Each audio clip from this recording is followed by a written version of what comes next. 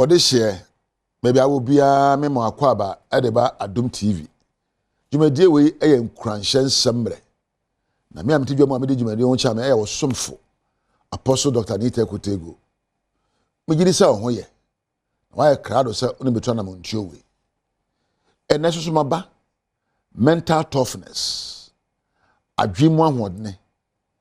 Ya na ye so ya tintin apomu ye die do nepa dokun ne ampese ne fufu ne edi. Se be ya die mu be ya dine. Na wada yie na we die mato yie. Na ya omisa on se adwen na odi djuma no. Kwamben so na otintin wadwen mu. Na kwamben so na be fa ye be hu se wadwen mu asipia sita. Onipa ya na ye de ne to nyoma eso ni mfaso so.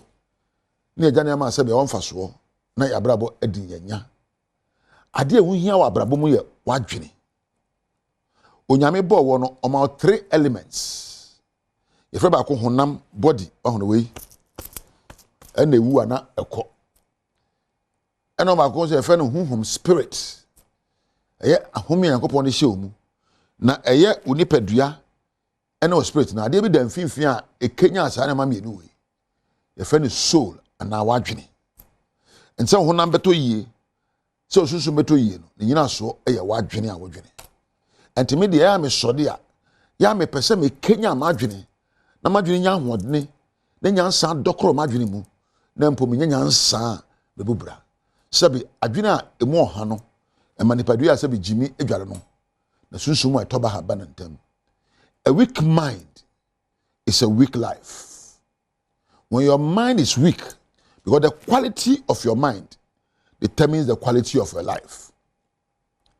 Wadwene nyina so no ene wabrabo nyina so sabi tafrache minu obi akosua law a ojina capital shop a otwi we epanua uko law school a oye law uko medical school a oye doctor uko nursing school a oye nurse so uko production team a oye producer wa Adom TV ebia na uko sound school tiso osmosis uti sound echi ade bi a wasua go adwene pon na woyo nse wonsua ade bi ngo adwene pon a better no ayo na woyo na mafo eno anse me ware yendo yakọ ware ye ni awade mu nyansa ani awade mu akade nti ware aba mfie me na eja awade me bere kwase me asofo sofo ori nyankopon ho akwankyere nyankopon nyansa endokro no nti aka no opobo na nkomhye hu na wo hye ose me honorable se obenya nyansa ye de kora wo man apare no tokotra wa sikadie basa na ofre sa mamu eka obi obu aman so a oka aman bomu ebo aman ho ban ema ankrankra ho towom enti adwuma bi abeyo no ehu hia nimdie ni nyansa nti se de wadwene adore akodo no sana no yeso ebedore akodu ababa wo boye se enkoyi a emo bi sobo nyina so ne se wadwene mu so enkoyi watenkam enkoyi ukasa mu enkoyi yana me yaka no. The appearance on your mind will determine the appearance in your life. Neoma egu wadwen proso. Ebe kire neoma ebe wa brabo. O sode a sebe nkomo ehu hia na wotie. Ebe den na wani age ne mpo asam to wa onya no yie. O sode a buka sebe mfaso ni so na wokenkan a bible ne Quran wo ho a betime ahwam ade na ode abo abrabo ho ban. So that's why Adom TV, Adom TV, nhwe ni ite kotego. TV asabe ehu nia a yenkanya asem enhye wonkran na wo hwe.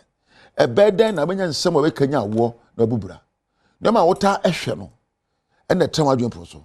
Ene kenya ade abeyo. Nyonko afa ne no se wa sabe ompoye. Sabe na adwen mu ennoye ekosipi. Asam to wa hwana tufo. Efutu a wota atie no ene wota eyo. Nti abrabo me se wo nyansa se dia adore akoduro no se na abrabo so ebeye me hu obi no ahye ne ho atade mu amtimi hu nyansa do ne tim se be ntare hye eche nyansa ko tim se be se da wakora wanim ayi wuti kura kire nyansa wo tim na obie wa no de a me hu nipa woyo kasa beka enyina so ene nyansa egu wadwen pronso empo woni ye de ne yebu oda na di a etimi kire nyansa egu wadwen pronso be hye obi no ne me kasa me say do gina ho fa bu ano apu nafu tawe me say we na dwe what to see obo no de sa hye nachi obedede me bo so no bo akimbo obeche so e mama obi anyina ho e kire nipa wo yo even say do obesira afa kra bo me say we do obesire atwa wojo ana bobu komu ne se de kra kire so ye kronfo say do be na ni kra hwe wo kra no e kire so obedada oba me no kasa be ma na ba ho no ahye no kama ya no ahwe ne nyansa ono okasa esa asase na kotra na enye ne honam ne sika e nyansa gu na adwere post na akọware no na sebe ko ware akwase a odin kwa asem kire wo mama nka biom sebe wo ne kwase akotena fie eboko jota fre a odin kwa asem na kire wo na afanya nsani a okanya nsam na kire wo de wo da adwene mu no e na oka kire wo enti media mepanyonko a sebe ne gire ti na adwene mu mepanyonko a sebe nyansa adokro no mepanyonko a sebe osuahunu papa mepanyonko a ne kasa ede mepanyonko a ne ye esomani na mafanyonko me makwan e ma sebe tafrache obi ehuhuhu sebe akwasampa bura he ne ma efam nyonko sa nipa me hia no a ma na akwankyere eche nyansa na bagya no ho braba ye boy woni a woni eboko so atafa no esan na eche osuban cheme nipa numu a oben wo afram onamfofo wona waja onua bi obi ani adwuma ena obi afa ndamfo kire me sa nipa numu na bi so on say de na ya wonya free wono ho aso adwe a wode ba wo no e chen ya wo no sabi won komo ekenya wo e ma nya subampa nipa numu wa abrabo ebi osofo kora bi so on say enioma wota ka kire wo no ebu abamu ana hye wonkura enioma ebie wa adwene mu e ma otimi kan ho hye ekọ ba bia wokọ asonema o ka kire na ma oda eso bam sabi wo hiani okofo hiani nyonko ba de no aboaho ya na usi abrabo so a pe obi a sabi o nyansa e kire ho pe obi o nim de ese ho na pe obi a sabi na brabo ato yi ese ho me ame kan sem we enda papa we ase fe na eja kowansa ehye TV adwuma ase no papa we na so me nsa na wa kwadre nya TV adwuma mu iye papa na mesua na adwuma ene me ne sabi me nkofo bi ase ye no asate adwuma no na me se boma na mo dabi enti abrabo aye boye bi de bi achi enzo pese onyansa edokro na eye ma pania we so nyansa ye na me nyipa odikan a onyansa me pena sempa ya wan kire me na me mo bibi e onipa ne nyansa somani eye magya onyankopon wosoro ona me kan ne nsem won ne twa konkro mu a ma me nyansa metu abrabo enti me de ya na me ye bibia me dan no ebisa ne se agya me mfa he ya me e wa kwan ana eno je se me kristo na me kristo ni e je me tie ne nsempa edibu ebra me nkohwe Nigeria movie enkofa akia mpopo emfa mbu mebra ko Nigeria movie a oye odo sebe eno nya mebra no me do enyina so egyina na ma me yesu sanso I live my life as a loving partner based on 3 elements: passion, intimacy, and commitment. Can I repeat this for you? I live my life in love with others on passion, intimacy, and commitment. So I don't want movies to tell me what love is and what love is not. I love people with respect. And I love people with a forgiving heart. What I call tolerance and forbearance. And when you go film and go kind love story book and go share answer and find your door. So don't you know so muchia on some muchia 9 years mensa. Where you find a passion. Me kondo ni pa me boko jata frɛ no. Ni ho ya ma kono na osombo mame. Into na me number 1. When you are passionate about something, that thing is your priority. Me pewe basem. Me pejam pedu asem. And me are passionate about them. Me pe me masem. So I'm passionate. I place them on number 1, my list. Number 2, intimacy. And kitahudie, giving and receiving and giving and sharing. Intimacy. Some no bedin komo abe show cry. Some no bedin komo asabe awerho nka wo abufo nka wo na da bia benya na gie o wedi mu. Na empo me komo die be kire kwa befa so ababa to yi ntimi nkomodie nyina no eye nkranhye na de kire ne sua hu kura commitment metumi ho asiwa ma wo enegye mu o wabre mu o ahwase mu o so de mu o me no enam. This is what it means to be a friend and a partner, to be passionate about me, to have intimacy, and to be committed to me. Make us all here Ukrainian. So I never want to be my own and catch it. Catch it on say fin that way. Niame nam no me combe dono. Na akono mu ono mema no asumba mame. No sumba me mema why me number 1. Number 2, me kondo ne wiase me ne din kita ho abri biara. Na me ye bibi ma no so bi ma me. Ni esakra mu eye ne mafoforo na esiye na eye pepe.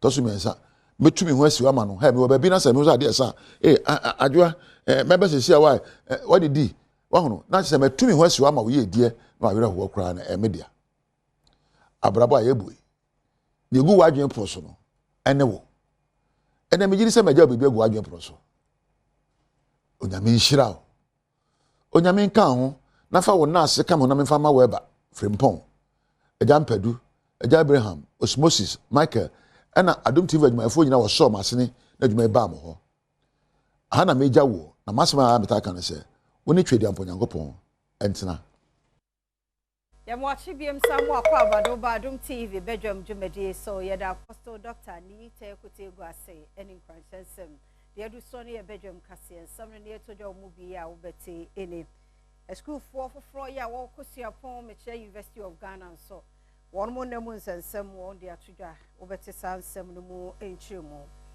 na fe yakwa kwhwe enanu mu hu nsensem nso ne residential facility a ebo no one mo atomo e wo UG no e ho so yakho akodi nkomo no ne nsem bi na no pay me de bro Adom TV Badwam kase wo share live or Facebook/Adom TV extra Go TV 119, DSTV 280, ko YouTube Adom TV 2, adomonline.com on same way and in same brain so Fasadama Majoy Trish Natadiba connection media fear amankwa tamaklo afia ni de mientie said and 72 mu ankasa etie University of Ghana e bie wa dai de men school for one person obeto wa mu masua so nti ani gie na ahye won mo emma nanso wo hwe ba bia wo mo beda no a eno ayasem pa de ama school for fufu ye ne wo mu wura ho no ama no bofo ko ho etokso. It's stressful kakra because after that na say sign so when you ho a obey registration for ho ansana o course no so registration say stress people to see amenya ho nti afi na menya we a hostel a na ho na metimi registration then I'll be done. Minya ye me registration ye afi ansa meka koye me registration but me hwehwe accommodation sisiawe accommodation na minya me apply for traditional halls but manya be intino me pay say bia minya private hostels no ba me buy en ndom na mabehu no eye too much intino ama me agina nchen kakra awofo no bia wo nso ene Adom news nsentwofo atwetwe nkomo wodi to dwa se me ba wonya 7A's 1B nyame ya Adom ya onyanya medicine wo ha ama no now ye pe host amana da ye chini campus so nyina ye ko ba bi ese e fro evendio say evendi wanye ne ba videos wa me phone yi so ametumi yi nipa 2 na collapse aden na sese basa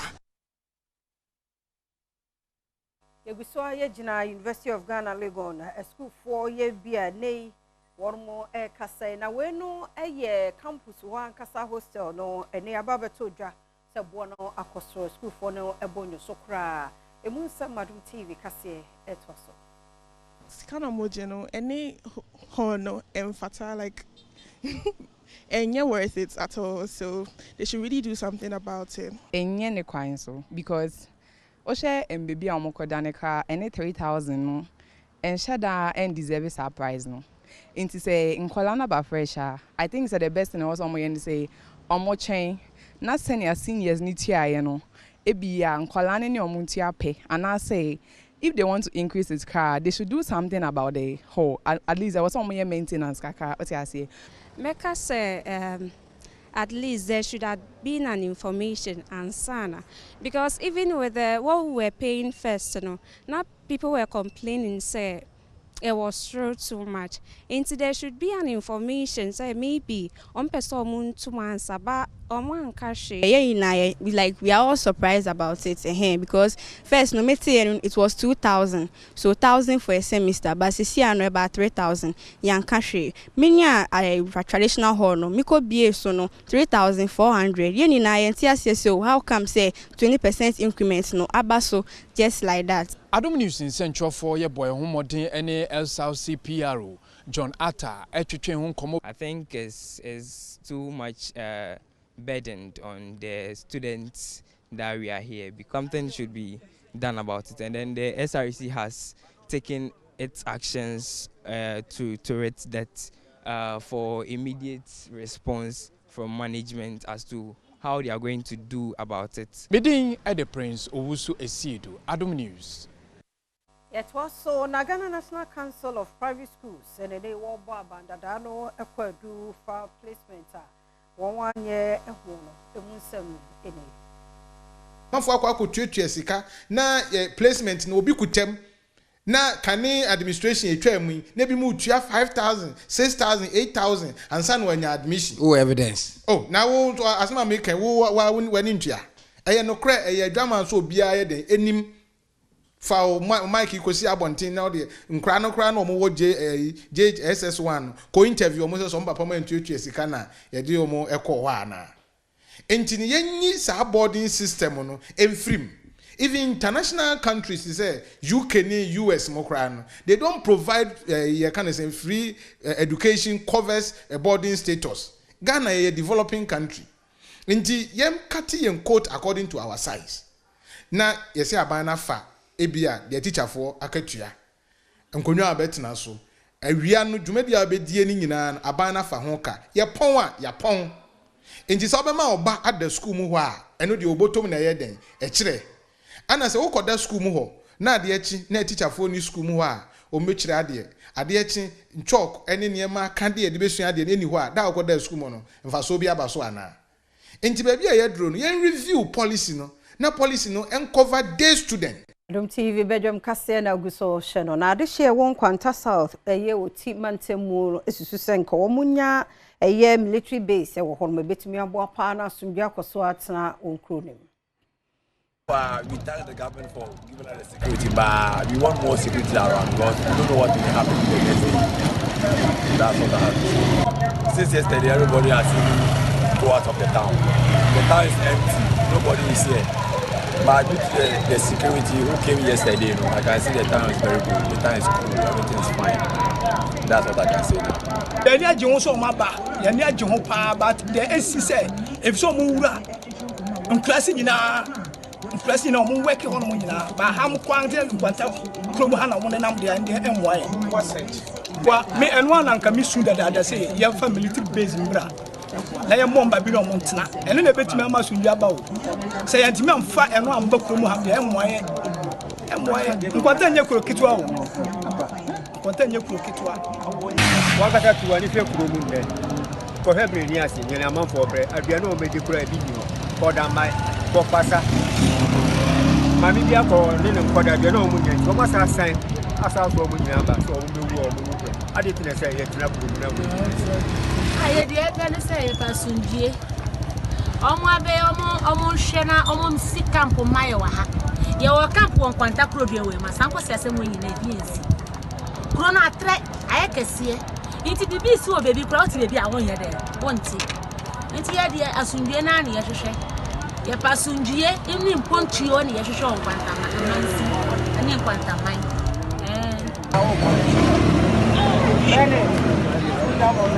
ayen ko boase na wotwe ye ntem na beto odwa se asrafo ne galamsey fo bi de aboni amani padu enam so ahwe wo monkwa na eme ka se schools ahodo bi a won mo ewo mining site ana se mpotemu ho no won mo atutum enye ma ede ba yo man Any said, did say this. The other day, the city had the school for a while, and the sun, the baby, and me, say, this is school form, but there's a BR. Nemani ni baby, say international phone ni aban phone na friend. Ya na makromu ya shi. Iti obi a o fi ntama. Ebi a edi. Mo kra ma nura ma anti announcement ni ntiri. Ene ma ye nyina msa di ko chef. Amani boni to aso ene adesuafuo bi ekotwetwe nkomo de adesrede eto kebi omufuo nyina animu se amumwa na dokwane ntiminka ententem yaso na omuntimi mbia school so amai me ka champion for se omon hwe ma ntokwa enko ewie omon hwe ma ntokwa ensije na saa na obetimi akosu Asantemantemu osofo ya boni din so nkohwemantam ne so Dr. Frank Amwakohene ne wako oboase de wonu ankasa ne akohwe ne ekoso na no na wochene wie ye ntamu enam so amadehye bi ahwe wonkwa na ensema esiye atoenche beto ye enra mekanisa na oyesi emra ne mehwe akiri ne ehwe sede enema ne tie na yene monkasa na akoma to so emrafo enam ne science no e start free kumase because yene say adehye ndodo na epirepira ye no no mo konfa noche nti ye ko ndodo na ye yiwo no aka 4 ana wo ha omo mu dodo na wo ha omo injury no e beteki time kaka nti yene doctors a ehwe omo no anya kita hodie omo give you omo the best of care looking at the circumstances in the situation okay president so edikama assurance with the white people and say ba omo ebe o sino market ya no ho a or breaking provision said the bear e betimi enya bibi e betimi de ayes and hwe ni that no we stand the regional chairman by no ya so ya ma contribution kakra ya de ma hospital no ne omo ye affected said the bear in case anybody mu ya how be ho a there was a take care of they will be able to take care of that the real na there was a ba oboase hana assemblity eba en so in fact area ho sem because see emfa ho ne de akoso nipa de ofiri mu a awe nti eba en no na edika ebe ma busuafo a mo adehye atofo me mama yakọ eba en so yewure makwakohwe eya adehye atofo ebi o ha na ntimi identify o but the phone ntimi identify eba en na hemfo e wa ha ene imamfo ne panifo de da kuro na no eboa ma yatimi ehun obia se de be ya at the end of the day no yebetumi ama obia nsa ka ne busuani na any small scale miners one wo oboase na edeto Anglo Gold Ashanti oboase mines animo senke be ya wo mo mining site ni bia enye adwuma mo news no kebe ya won fama won onye ho adwuma say how we ache ekwai ba kwa ebetimi dia so fu sa how ne nyina ne say company ni hwe ba bia wo de ma wo mo a omukwa ebetimi aboa say we 60% ya company ni jay say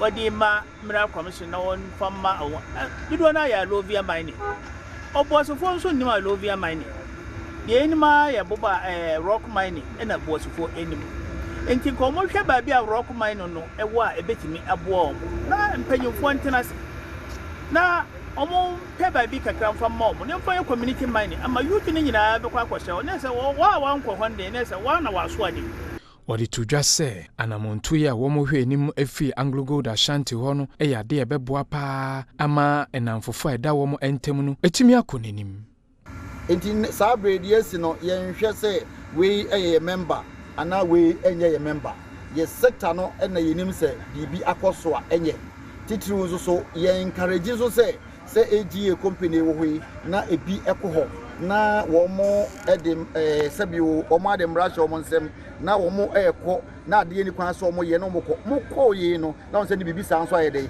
akọ akosi sa ne nya ade a ye ni nya ho enu nti se ye mpanimfo wa ha no so nyina anim se ye ni AGA fo kora guso a ye hwe se ye di nkuta ho amma se ba bi wo ho a ombetumi de ama womo a womo nso etimi de ama Bayantua so na programs manager man non-communicable diseases Dr. Efua Kome or the futu okokobo na ema wana wo mojabro so nyina nim se wonro no de enyanom na safa exercise so ehhehye so wo ye na saade a we di nkwana men kase no etwa so hypertension and diabetes time ya cancer it is a ball dance you ma wo de won sa to so se wo de won sa to so a na ball no konzu ya se no nche se ball ni ho ɛyɛ wɔn nsa na ɛda so no woyi wɔn nsa na ball no bɛsate aba soro sugar ne pressure no kɔ fam obi wɔ sɛ ɔma fa aduro na asɛsi adeɛ ɛkɔ ɛyɛ no nkɔe control no ekutam ɛno na ama sɛsi a no wɔnte bibia no yɛsɛ ɔmo yɛ silent killer because ɛyɛ silent ne nsunsuanso no wɔnte nti menjae aduro ne sɛ o sɛsi adeɛ me ho yɛ obi wɔ tumi fa aduro na afei ne doctor na te aduro no so aba from cry also sɛsi adeɛ metumi gyae mesrew ɛyɛ chronic disease ɛno nti no every day na so make sure say what control no eba oso a enko young men young women bebre o hɔ a bibia anye no twahweye no wobɛkɔmu no na ɔhyɛ aduro na se na wagyae inti da pressure na be decide say ekɔsoro no enenam 200 any actually sa pressure no so de any stroke na nam any heart attacks enenam exercise yet to say natural aduro a onyankopɔn de adom yɛn enipa exercise a otumi reduce otumi control the blood sugar otumi control the blood pressure because why exercise the body is healthier fats ne kɔ fam akoma no enya ahoɔden de bɔ at a stronger rate into healthy lifestyle options ni yɛ nneɛma ɛsi yɛ ma yɛ ni kɔ so paa and then for ɔmo anya no nso yɛ best sere ɔmo no ɔmo nro Aminya no so na Adom TV Badwam kase na ha na bema kwan na ye de asia seda na ya wo de emre ne adaje wadaro matwen yen na ye fa da bon krata no ne online de nto so ma ye kwaba mo akwa ba bi me ya Adom TV Badwam na o hwe no ye da se papa pa umre ne adaje ye de nkranchensem na di kan na ye de news no to so asabe ya ba biem de bon krata no ne online de no to so ma seda no enkoma se wo gibre Adom TV brebia na woni enko eba yeda se mene incoming Bismarck akwesinsian boaten ejina ha no pay de bon krata ne online de no eba na mamfa akonya iso na me na mo ase mo ye ma na ye fe ya me hira mo ofa ba ko pe ono ani jina ha yi ofa boaten bi ye guy o ya de pa enra de o hye ne ofa ase na ni munyam te mo na se me do bia se words of encouragement nyame hira mo pa ma hye den nyame hira mo wo shi bia wo hye ma me ma bofra no rade ndobo ne ma rade hira mo onyam kese wi se mo ye kese pa be me na mo ache oh ho e fe do ye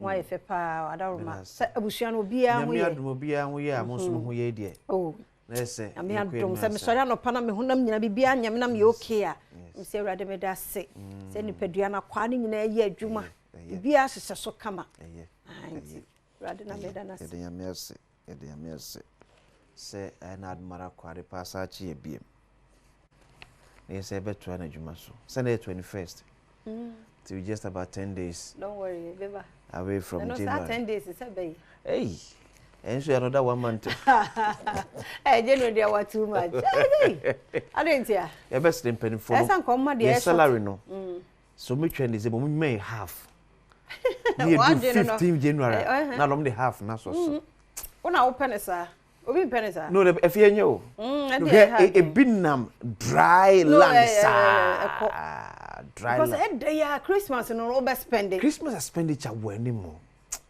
na you say an so betu fees so balance be Adom news papa bi ka say January do ya omonyi fees because omu se ne be mu aye ti e bi a February ne March ho de we ye de wa ma ye beto onu ni school a parents okay aha sa no o kire say na me say ani o school baby amano won ye ko baby o ho no ma update na baby go update Rossi wo bana make sure say what they have aha na eba amanso a wuntumi nya access there be what they have need to more who barely best how da nya 1 month a grace period no now they a half na so ano odin easy we feel easy easy there are we amobo ba ni nyina so ebe gina say yem planning oh yes yem plan you because unim say ye day ye mo December 20th o salary unim say January be beba ubetua we December 20 now 11 days plus 31 days and the enya is o e wapa o say whole year yeah oba eye etempa 20th na buy 42 days it's not easy e be san unhu ko ena ewiase ne unhu sika ba won sem ho na unhu ne ma bi e so ye sem ye we sem ye I don't know why we hu na hye but what's the salary and kasa ho and found this in this and done a bit bottom no you feel like chilling yeah about your boss yeah boss that is salary for you but and I had President Mama so make some new appointment o me hwe new appointment na buy no na je ma amanfo ehunu say man pani appointment na ko adomonline.com to me follow your deputy chief of staff in charge of operations okay Entino, Mrs. Joyce Bawa Montari, on the presidential advisor and special aid. She has been special aid to. In foreign affairs, oh yeah, patch like that. Dear Quadia, no, stand up being so a deputy chief of staff in charge of operations. Yes, and I know ye Bampo Adon, so a deputy chief of staff in charge of administration. And I said. Emmanuel Tekpe, a presidential advisor on the economy. As Ora said, you back on the say, can Oforiata position in here? No, Oforiata is not only in charge of international borrowing. We advisor to the president on the economy. No? Yes. Be to a buying for. Yes. Professor Francis Dodu, a presidential advisor, National Anti-Corruption Program. And what are that? And I'm there. National Anti-Corruption Program. And a DB no, but at least a year. Now, when I mean, when you mamma, Larry, Latin, special, anyone come from anyone can, Nana, and I had dance presidential staffer, to a moment day. Oh, it depends. So, do office chief of staff, the bachelor. Oh, baby, yes. Eh, Nana, who's a Bama? Congrats. Headmaster all me chief of staff and the school I am ampany. Okay. Chief of staff. Unya bedru one more. On a bachelor officer, quite nane. You never shown sir. Nana won't cross. Okay, Beatrice Annan Esquire. Beatrice Annan. Yeah. Annan few, yeah. Oh, why are dear? Shamima. Why are dear? Deputy presidential spokesperson. Yeah, here's some agenda information. And what so some say near Kakon the information ministry. The Konan yet near say Mampeni Pesu the spokesperson to the president. Any information ministry no a boom. Okay. Not yet a minister of state at the office of the president. But him say ni poor person or the other man no MP. So it might return back to Director of Communications and as a presidential spokesperson, of which Felix Ofusukwachi cannot hold that position because of MP. So it means that Neka Konde and Felix the Jumano ever na shall we menya by deputy it means that the boss will baby. Yeah, Woba. Okay. Your Baba share na. So certainly be a president mama besa combine the information and communication ministry no. Edi abom dia ma the communication minister obeba. Enti Shamima no Shamima Muslim why ade pa obad munyamfo oyade. Professor Kwaku dan so boafo on the cabinet secretary. Ti be bekoso cabinet bi on the betrotro dia mai. Mampani so ogidie e wo no awa pa wo no mo no. So mbe ye adwuma no. Ti we no signed by Felix Pachufosu, acting spokesperson to the president. See, enuni na happen we new appointment to the president. But and then the last day for President Mahama to appoint his cabinet ministers. Okay. So I shall say, onya swear in within 2 weeks. Obek na announce the cabinet ministers. And the last day. This is the 14th day. Yeah. Yeah, the final list no. Ti anu nie. Yes. Ti anu nie aba wa haro na enu anso na US for mampani ya to aba yi no. No so so ni in. omo de na kasa ne no so kwa tietia afia na de adwuma no ho na kasa tietia o no man kan wie ye de na do but yeah so bia o man bia ne na yi na we no na ye mayi ore ayi WHO so we you on US for free so anya no kwa so kura oh yes childbirth na ye childbirth na COP 29 omo mo hwe wie mu eboade ne sa ye say climate oh say US for free mu US for free because on what they believe near say yes ewiase ase no ne beto ye say ensu to June July ene na se wie massacre ene ensu to June July bi adenti no se etwe ska bo ho dawro se chinchiro se ensu to June July say because ne me ekoso wo wiem no anya ntina asesa the weather pattern so no ntisa adna se di ba bia wie mu sakra sa kodu no yembo ho dawro ma amanfo ne kwafo hu se ensu to June July May June yemfa system nyame na asesa tell na wo person wo ko chinchim bi so no ntisa adna se tell me atim say ye ko Azerbaijan no me ko US pavilion and that was a conversation na ekoso no mo ka say certainly said Donald Trump nyaba pe sad no obetwam cause America ena in fact almost we China America the second highest polluted country yes we China pollution wo we as America na second wow is a China na di kan ena omo na also committee sika bebre di shem tell say no na Donald Trump omo say o me boss aka no eza obi also mu fanya futuo nto obi asum say enso nto June July biem Saba January February na obi afa ene say mu amari wan say mo ko America akwa na monya city etwem mfinjia na ye de anim de so be wu atwen ma Donald Trump dwe na mamuo so be wu America pa say obe so banya citizenship wa America etwem ene wunya ibiem mfinjia na ye de anim no aha obe kom enso en ayi we no eno hu ayi woman sophobia yeah so wa ko worry security yeah ne yire na ba na no ne se ho na hyew asemo Roma fonso fi mo ache ho o ma che o mo nsesem o mo nsesem ndi obi som no nti akire ne ya som ne ye nyina ye som se wo nsom ho o dem na me ma servant o I was St. Paul's wa free ho nti o de de munyai nya we se nti na wajaye e director we ba se no ti kura na ojaye no because won't me kan she ho sa asemo but no ayo bia ne so bia ne gidie sa mre no so na sensakra bi beba kwesi ye nyina ibe hu e beba ba chale wo kom na wontumi ajaye anode jai anode and especially wo wakokan hwe pen bi na okukwa nya jai wo ba hwe asente wo nya sa guess na break wo jai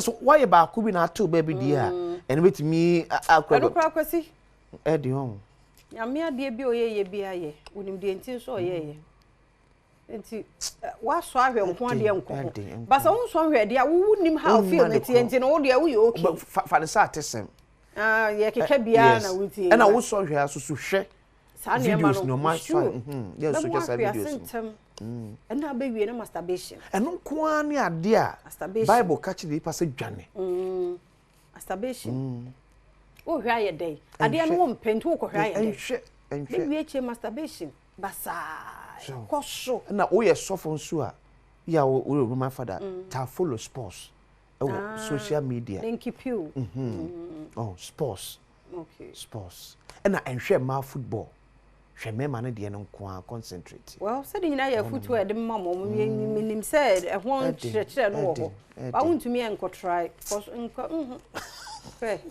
and actually now when you say what this guy seen who was say you no this guy so you know say wa go so for bishop mama na say pacho me na mba so we dey me tim fan ko awie say be gu animu asesa papa yanto so Ghanaian Times abokata enso ne road tolls to be reintroduced with digitized system agoja pani pound say aban soft behwe akwane akwantempo ye ensem so no ka say road tolls no penny for sade ba be digitalized digitize no say de be ya ye nye nipa bebre so mo ntena fa akona ye nyegi sika ebe wie che na aban kwese boka manfa we enwiem ofan konsa wam road afie se kwan de se amanfo kwesa aban kwa fa ne sa anka kra nka ye evutro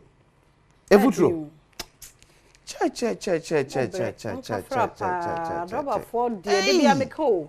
So clear driver ni pa, Mr. Oba ya fa ni nan esisi nsuo mu kakra. Massage ni feet. Me ana kon ho. Tefa kosa kwan yi sa no wokɔ no oba. Mr. Oba. Said de na kukutu ya so bi enye bibi na asi o. Stress na wafa so wokwan no so kra ma ne bufu. Ade enye bufu kra no. Bun krokro won. Nkrokro mo pa na omo te omu nue because wo koba bi so service o ka. Oh yeah. And a service nso na form. Anya wo de o ka no kra wo form kra 3k. 3k o. Ni etua wo ka 20 December no. Na ba pem sa abre na wo so wo service na 3k akofa no we. Fi kroma to ka enche. Ka. And get you ni kwa de mobo kra. O say take you best at 3 and 100,000 kilometers no. Enu akwan no akse no ye kwin munya wo te o mera memfa ho akwan no nye o foku me kuma so kwan me wakofa ayi eastin ho ebi amaba besi bunsu junction so ho ha but na main ayifo ne commercial no onye obi a ne betimi afa ho yesre wo me anya na ntam ye ho ha ye kwase emfesi e da sepa ye ko na nkudie mu nsem kwase body beba de ebeto so health tips ectopic pregnancy radin hu man nyina amobo ede ya na de ba ede ye to so tie bi ma wo baba no mpanifo no bi entie e bibi kire wadwen a dog de number no beto ho na na kasa ye wie pe ma mbo atema de amsepe e beto so na fe komo ba ko mienu bi na se medika ba na mpensempense mu ato so no ne dwumadi ese bedwam tikoso ama na Adom TV yedase. Right, fantastic morning. Yabada fia ane kwesi ase. Fia ne kwesi. Yes, yabada mo ase. So matia no yabeto aso na yede de akaso aba ya gudie mo nsembre na so yin se bedwam agokansi nsam ne doso de se fata sa otia no praise ache ne kufu na yede ebrewo. Franco Trading Enterprise on de sia konkom yede nsam no ba Franco Trading Enterprise phone papa fie Franco Trading Enterprise phone papa efie was say you graduating from phones you tonton yema bebre CCTV camera ye ni da opa no Franco de no. Yes, what the sound ne clear Franco de no blender bibia aye kitchen yema no Franco de na papa amakofa fridge papa pa dia ba TV so wo mo de bia ba kakraka eni pa de gina wa so gina wanim no ne wokasa eno ene bebre na na mo de aba edwaman so mo e condition gina nice so ye pa ti ma sanka bi Franco for ma catch mo ye sponsors na pa bi mo ka ho mere nsam no ade bro keji waran kasa ne yare kasa edu bo de Bernard pare botwe a hye bibia ni ti pa na me de bro be hye se e de fe na the UEFA Champions League now say finishes ni City Real Madrid ne na chidomo saying and matches now ebesi akọ yenkohwe se ne ebesi akọ the Champions League and Atalanta ne Stamford Grass emudao Atlanta Stamford Grass emudao Monaco Aston Villa Atletico de Madrid Bayer Leverkusen Benfica Barcelona Bologna Borussia Dortmund achire wonye Bologna to score abo now Club Brugge and Juventus and the Liverpool and Lille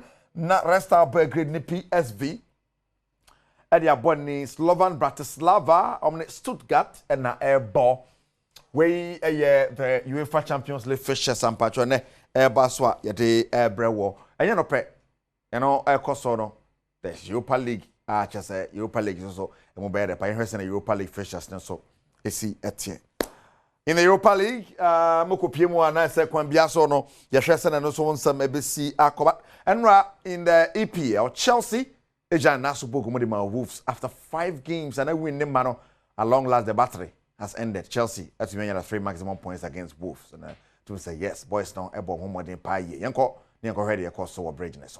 Right until Chelsea abora top 4 ne mu biemo. Yes, ga ko pia Newcastle City aba from near the ade and one some another match the bar so Villarreal about Mallorca by 4-0 Cromo and so about Udine by 4-1. Shocking result. They can say Udine bet makonya draw bi crowd hodom na so amfa Fabregas na chido matimi abodwuma pa e de ama omo ho awie ni anya asem keto Franco Trading Enterprise yes sponsors some can honya den some bro yamra fi me de yakoso fi now the newly formed Black Stars Management Committee they can bo mu the amount dada so Randy Abbey and ladies and so and deputy and as vice chairman of the committee Steven Tornado appear former captain of the Black Stars now I remember on also account Samuel Abubakar Qatar one a Greater Accra Regional Football Association chairman and what to say Mr. Century esu twetwa ono so bodwuma na bibia so atima koye ewo committee ne so no rabo bre e de nsam to dwa no chim say Ghana form fan paibo enter new committee na chi abra Ghana ye receive it ma qualify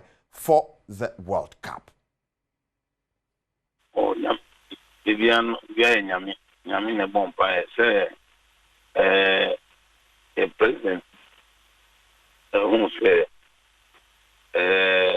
at least no met me aye juma into na at least for the Michelle I 5 minutes na ya boy dem yeah we can say ejuma de more we don't know why na wa srenya me say onton so paguso then be ya mbet ma achieve mo mbet ma achieve e we are a bomba say e be ko World Cup no ndi nya bomba bo nbibia musumu do etayechi then be ya so fibia Ghana nyina na so say we Ghana ni bia also say World Cup there at least is good for the country what no countries are Africa you say no one has said that Ghana you na Kobia at least our also anyway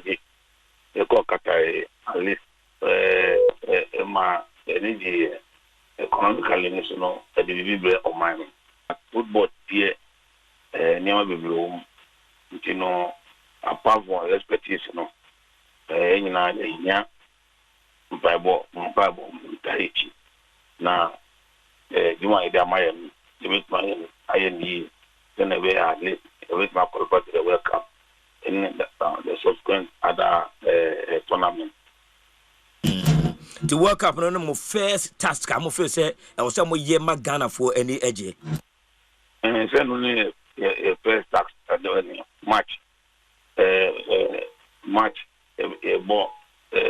qualified any right and on the Greater Accra Regional Football Association chairman you know kind of Black Stars Management Committee or Samuel Bobrede to Edra Franco Training Enterprise this year concurring some of the Ghanaian Premier League more now one game a bar so I want some bebre game Brehum Chelsea and Mediama Sporting Club at the Pim so now referee Jine Moya Mawuli Club after the game coach Samuel Bobrede head coach and my team now can send me Brena na afa won says sana referee because so akoso man mu a onyini se Ghana football betumi afa ntoma perfra sana yin na yehwe se be fa ntoma perfra no just make the Chelsea team got a lot of mistakes because you saw it, you are here, you saw it, then you saw the officiating. If you keep officiating, how do you expect the players to play good football?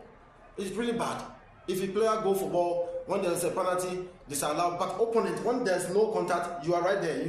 He said he saw it, but he didn't see our penalty. And look at how they throw their hands and allow them without cards, and whenever breaking Chelsea player approach in there, there's a card. How can you officiate such a game and taking such a dubious penalty for the opponent? Can you officiate this matches around other centers? It's really bad. And I'm not in for I don't talk much about officiating, but this time around I will complain. I don't mind. I'll complain. They should change their mind to be positive mind and officiate the game so that we can get the beauty of the game. Is it that we having a poor officiating or there is very poor?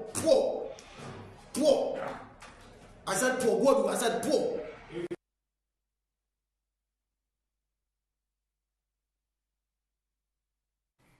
Right, Brehum Chelsea head coach and audience someone to Gasana. You must say Chelsea we need 2-1 there.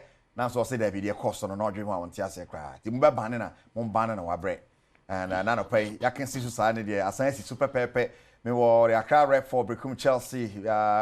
Right, coach Joseph I wa been chain. Obasa na otum say Gaka elections and I baso ti na number he send a ground city na fi asamo be catch omo mokoto aba no na no pay ni arese be fa. Na otum say yes. Grounds don't know bit match and the grounds here. Now, is that Kwaba? Yeah, senior. Bibi Ekoi. Yami Adom na so. Most definitely, Yami Adom. So Bibi fine. Before you ever call elections next no, o coach na ka say. Dey na course for grounds. Aw, me da say, mami ndi kan enchia wahwefo yina. The general manager of Brehum Chelsea, Alhaji Hussein Afa Anyami, also a show program. And the president himself. Yes. Bernard Mofa Jantua. Wow. Also watching. Yes. And some of your coach are Canadian.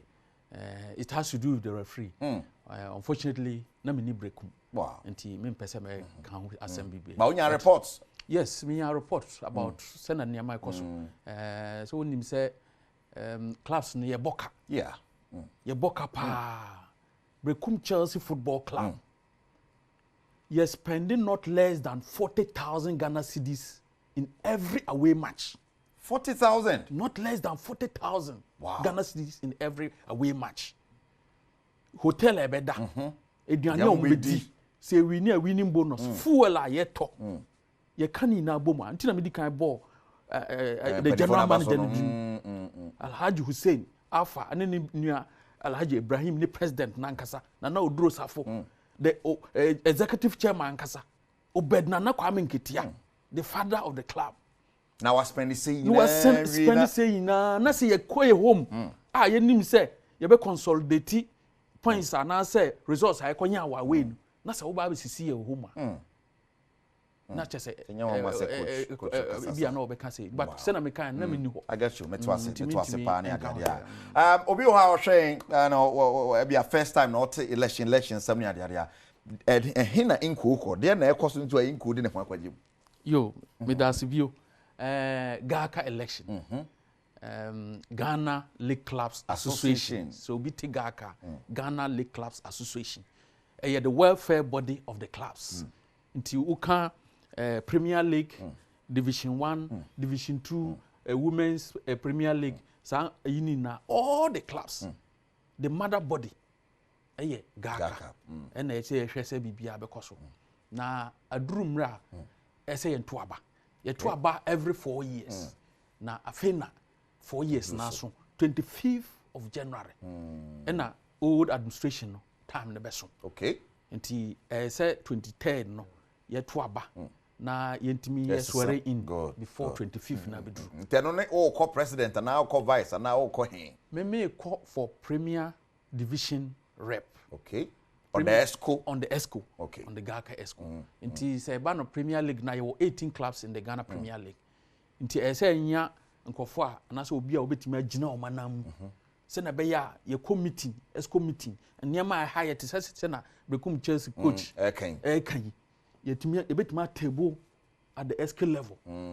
Any other clubs concerns or money na no yebetimi table wo. Okay. Na as the welfare body of the club no. Say you intro letter B, and I say you intro petition B on behalf of the club. Near true. Why should Omomo to Abana trust you? They are now they but different as a trust to Abama. Okay, so April 2024, and a year by election. When you send a Edmark and an yeah. Until or call GFA, say or call ESCO level, and now vacancy in Beto Hana McCoy, and no, me call on a post. So after about 8-9 months, na fena main election, I drew. Now, Mamindi can appreciate all the 18 clubs. Okay. From Bibiani Gold Stars, others row, up to the other form. And that's all that I see for now. Me can't say because about 8 months ago, I make me call knocking at their doors. I called some of them. I sent messages to some of them. And now, me call on a post. Okay. I think the main election I drew. Na main election I drew no. Me here on vote. Say na be ya. At least the past months no the no, I'll be able to make a bigger impact. Sure. Because I believe say omuna cultivating me up to this level. Of course. Continuity so here. Very very important. Me call you say I realize say there a friend information flow a problem. So me decline a consultation. A consultation na me diagnosis information flow a problem. And aside that no so nkofo bebre kana ga kano sisi a omu hu the good will and e wo is a bebre. So me use SWOT analysis. And I meet me who the weakness side of GACA and therefore my position and then our strength. Until your strength no me who say almost all the 18 clubs owners they are ready to invest. Okay. They are ready to invest, which is our strength. Say clubs no pese ombe invest na ya na problem. But weakness na I wo ho no say after the investment idea a friend promotion of our product a problem nti as part of one of my duties no me table a consent to our ESCO in one of our meetings say this is the situation so I want to take a step approve mommy so I created a platform I called all the club owners say I need about 2 or 3 of their members carefully selected members who will be on that platform so that me call ESCO meeting now idea better format meant for the class I'll post it there and share it for them and I did that and it's working Inko Joseph is the only administrator all the 18 clubs and some of the division 1 clubs I'm fly about one thing I share it on all my social media handles I am over 15 to 20 different platforms me pay for Brekum Chelsea pay for even though I work for Brekum Chelsea but I am also working for all the clubs because one of your problem here say we don't promote our league and it's because of that step I'm taking here Nkrofo bebre no mo need social media handles now they have opened it okay they have employed people and they are working for them so when you go on Facebook a day before match day and the match day you see that obia the line up obia the gate fee say na obeji that is a little that I have started okay so I need the support to continue the support to make a bigger impact because there are 1 or 2 beer I will have to table it to ESCO again if they approve it they will see a bigger impact so far one more corporate no and how difficult or easy now say okay so yeah 3 okay yeah 3 Fretindani or Bibian Go Stars and now one Abdul Rahman on a sort of Vision FC and here Mubako here mienu and then Inko Joseph from Brekum Chelsea football club Joseph Inko but you can call me Inko Joseph and on the way I show Joseph Inko officially okay but people call me Inko Joseph okay Inko ni very unique so okay what are saying okay so me the number 1 yes the number 1 and now Fred number 2 now one na here see odu why one no Inko no libi some of can nyina na say ya to aba ma na osan eto aso what started something good and ya the time ma na fe ya bo aba so for you have started na ya hwese omo hwen am kwakoto aba obeto ama Inko Joseph but we need new blood because who's energy ni wom energy ni wom pa na ade before you go my miss as a ground say because me so we mu asa na odi kan say na oye bibi a ofrefre obi a no now ground so to say we titi form one grounds ni ye but say na ya mo ka say fear delegates me I don't fear my football people you don't fear them I don't fear them the reason being say nkrofo a ye no mo daily o hwe nkrofo a mo so mba be to aba no omo nye nkrofo a sabi o be kasa o ko maniska ama wa sesa na adwen okay they know what Inko Joseph has done for them so far okay so me gidi say obi komo obi bibi kura no a nipa no beji so say na BC some time ago no you be to aba no in the nice way oh yeah what I say sana I don't know what somebody is planning to do but so far as I am concerned no, I have gone through the mail so we only of course. From a sports college Greater Accra chairman to national president to Kumasi Asante Kotoko Hosek to media committee member of Kotoko. What your dues Bronga half original some they will reward you na Brekum Chelsea se bra na be Accra rep while Suyan the other aspect come and learn something administratively and para so mam chance me buy me disappointed almost so far so I can only tell them to just look for the name NKOO. Share o camera ni name monkasa. Say nyame adum on the Thursday. Yeah, Thursday by yai. Chinachi ya. Abremraso. Yes, nyame adum a. Okay. Thursday 23rd of January. Football people. All the stakeholders of the game. Say wunni unye delegate kwa na fa hoje mu bi. Say who say nipa we delegate ma nipa no hu say ye kwa akoto aba ama obi a wetima ye ejuma sure enye say obi a keke nti Inko Joseph NKOO who sa din no a fatim so number 1 fatim so esan say enema bebre besi after it sure after it na say na medical kan no so we have done a lot we have started from somewhere and we want to continue ya muna ya na sigaka enye vibrant yes enye vibrant sabe enye say bia oni GF4 kokontoka but niema odibe etoto ho na ebe kire nti once again to the delegates I will request say an appeal for your vote on that day so that ya yam ya doma after Thursday no me san ba bio a meka say ashiranka yam Nare Jojo. My goodness. Josephine Cole. And share no. And of course on Thursday, you hope you say baby ebe bano na Inko Irene. Share what you are someone. Nema was started near her sober twaso. And yet to be cut in a short. Then start all over again. That be Yama Inko the North. Na ultimate embodiment. That be Pia Intiminko. Inko better ask for your time. Yaminka ho. Yama good luck and so. Franco Train Enterprise came on to pay na yeren 7 a buy. Yeah, we can see yet you besi na ochana so yasamba but share area or from tobre ago can see so yen fa de akanyina emerald. Phone papa fie Franco. Refrigerator no, CCTV camera no, e patrol say air condition no ya omwa. Niema omo de abanya sam keto akra. Bernard Padibo twa me producer.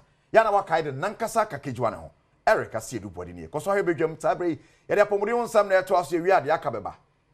Adom so memo akwa Badwam TV Badwam health tips na wotwi mu a topic pregnancy enkomo de yeken fasedama endpoint homeopathic clinic we yare a yenko endpoint branches ne doso boru ma doctor for no ho me show kama wo fre doctor Duboatin 0244867068 obejo so ne na daroma na wotwi mu nyina ma no ho kwan si yenkasamfa a topic pregnancy wo ha yet why am common so 5 minutes yenche TB everbo dog yen nase dem akwaba obon tofa nra akire ye na ye hwe courses no a topic pregnancy e de pa na wose nyame aye ade se emfree Philippine tube no meda wudi no aka ho de na de ba yo meda se pa se de no aye kan ye no ye yi ba kwa ye ni ho ye ntan ni ho komora a topic pregnancy enta nya ma do ne mom na ye ma so a na akoye dangerous for medical emergency man baby cry no they don't survive it na ye kire mu say a topic pregnancy ni say oba wanyemo na o say akra na wanyemo no o say kakra no beto wa wodi na wodi na ama beto wa wodi ene ye sa kire mu no say difference e wo mu between a topic and miscarriage no ene say oba miscarriage ni oba wanyemo na nyinsen no antimi anyini na aba abonten any fan say oba no nya bibia fan say miscarriage until there's a clear difference ni nyina no eba sa ni nyina say but ni nyina no can result oba wonyem na meto awudi ni mu a na ekoto fallopian tube mu a ese no ya wo se doctor hospital ni free ho na ho to nye se bekum e na se wonyem na se no so entiment kudi 9 months ana se 8 months ana 7 months ya eno so no wapon won so asay ni nyina ya de a emotionally no e affect ma e ade a enye na mom ade ye obibi wo a se yehun ntemo a ya na nkempe bebere no ano ken kofa ade ne ma na be ka se the causes ya obusa me ade a ya na ekofa ectopic pregnancy ba e oba se bi wanya bibi afen se PID oko hospital ni e scan yes wo PID ke ka se PID a ye be ka na se pelvic inflammatory disease oba from wase echo vulva foul cervix efa wodie foul fallopian tubes ovaries woni nyina ka pelvic organs edinti oba betuma nya infection keke STI ana se obi okra no a na yes sexually obi okra na yes sexually transmitted oba bu abe check no infection so na nya enemu ene wanya saa infection saa oba no a wanya saa infection a ebia na se keka no anase nsugu ne ho ko ne ba no saa moawa no ya hu ne ntemu a e mo ne timi didi kɔ oba na wodi ni ebetima didi akɔ oba ne fallopian tubes ni ebetima didi akɔ oba no kusua ho so ho nti wo hwɛ mu oba bi wɔ wanya ovarian cyst that is nsuwa be jan kusua ho PID could be a cause. Or baby wise when you're endometritis. Now what do no inflammation. Or baby wise now what the fallopian tube no emuasi. And then the fallopian tube no air blockage of a fallopian tube. To you be a catcher of fallopian tube no blockade. Ubet makokonya saya DFI ectopic pregnancy. If it's a more blocking no say akra no for me ewo mujatoa no bamu a say ya akra no betimi descend aba no e problem. It was a akra no aform wo nso ni timi bi etimi kwa bo say etimi aform wo no entimi mma entimi mba ni ntino na agate stack over there. E get stack over there no awanya bi efense ectopic pregnancy. Eti a PID ayade a was even yi and infections a likely so by many infections it's so easy because of how their genital surface they say macra larger genital surface into a bit my you should washroom be then my make me use the same washroom infection or my made them come baby cry but about what now so pa no apeke o pekia na mo no they find it very conducive. Nobody did na kofa wahayaba. Watch na beto aso because of many nti no. You beto aso for the courses no because courses ni nyame class na you know. Number obetima free endpoint. Endpoint yade bi how bi a wo ectopic pregnancy. Ana wo chima mu hawo. Ana wo prostate mu hawo. Ana stroke. Wo jonso ntentem ana nsecheche wo honam femfem ho twetwetwe wo kon achi wachiri nkasa wo sisi wo to ase twetwe wo nante ana honam yodudu a free endpoint. Ewa homa to for iso. Number ni 0244 86 70 68 0244 86 70 68. Eda say Dr. Dubotin na otenin kanochna sabre ya nyame ya domwa na wasaka ye hu bia seda ne odi a womre no wadaje endpoint homeopathy clinic wadaro mane de bro chna nkwa hodin ho a ebese hia akwasi insia Commander 6 Kano Senior Yo anyankopon ehwe ne ma o ma ne ma ni mu hu ase da biara da mo gidie ni ahotoso o nyankopon mu se me de me ho ato ne sei ade nyina da be di aboa me ne be wie me yie aropes mo gidie ni arehye mu mapase won so e be si wo yie abrabo ne be konkan e di amaw onso besre no akasa dumura berase beni di akwasi insia asemi di kabre e na aduru so so Ghana for sia ne pe on ye ne say ya still on the Obuasi incident na mameka ofentwem se enua Captain Smart Kojo enim se obia ankyere no obia antan no ye penasem no niema bi epetua na mo betimi akofo haw ne abenedie e de abra oman no enti na ma ye mu bi ye ne abra ye kasa no enya na de bia wo ye Debbie. Sinam kase uye Ghana niya. Put yourself in the shoes of omu asebio kasebia anko yenti. Basa ye ba wo memo. Yen kai kra ye kai Rwanda. Nyame manem pari ye so my Ghana. Ebenam obi especially some training biso. Emasa brichi no abo mai. Eti ye ka nye se bia tan ye nwia no ye nchiri no da bi but the first ye pen asam so nche se bi o ye nyi din na se bi nwia no enkeka ye nko ba bia e be kwakofa o how de abro man no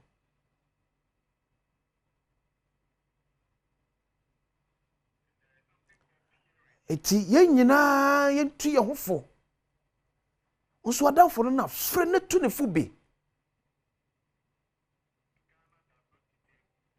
Ghana does not deserve this kind of journalism at all. Debbie.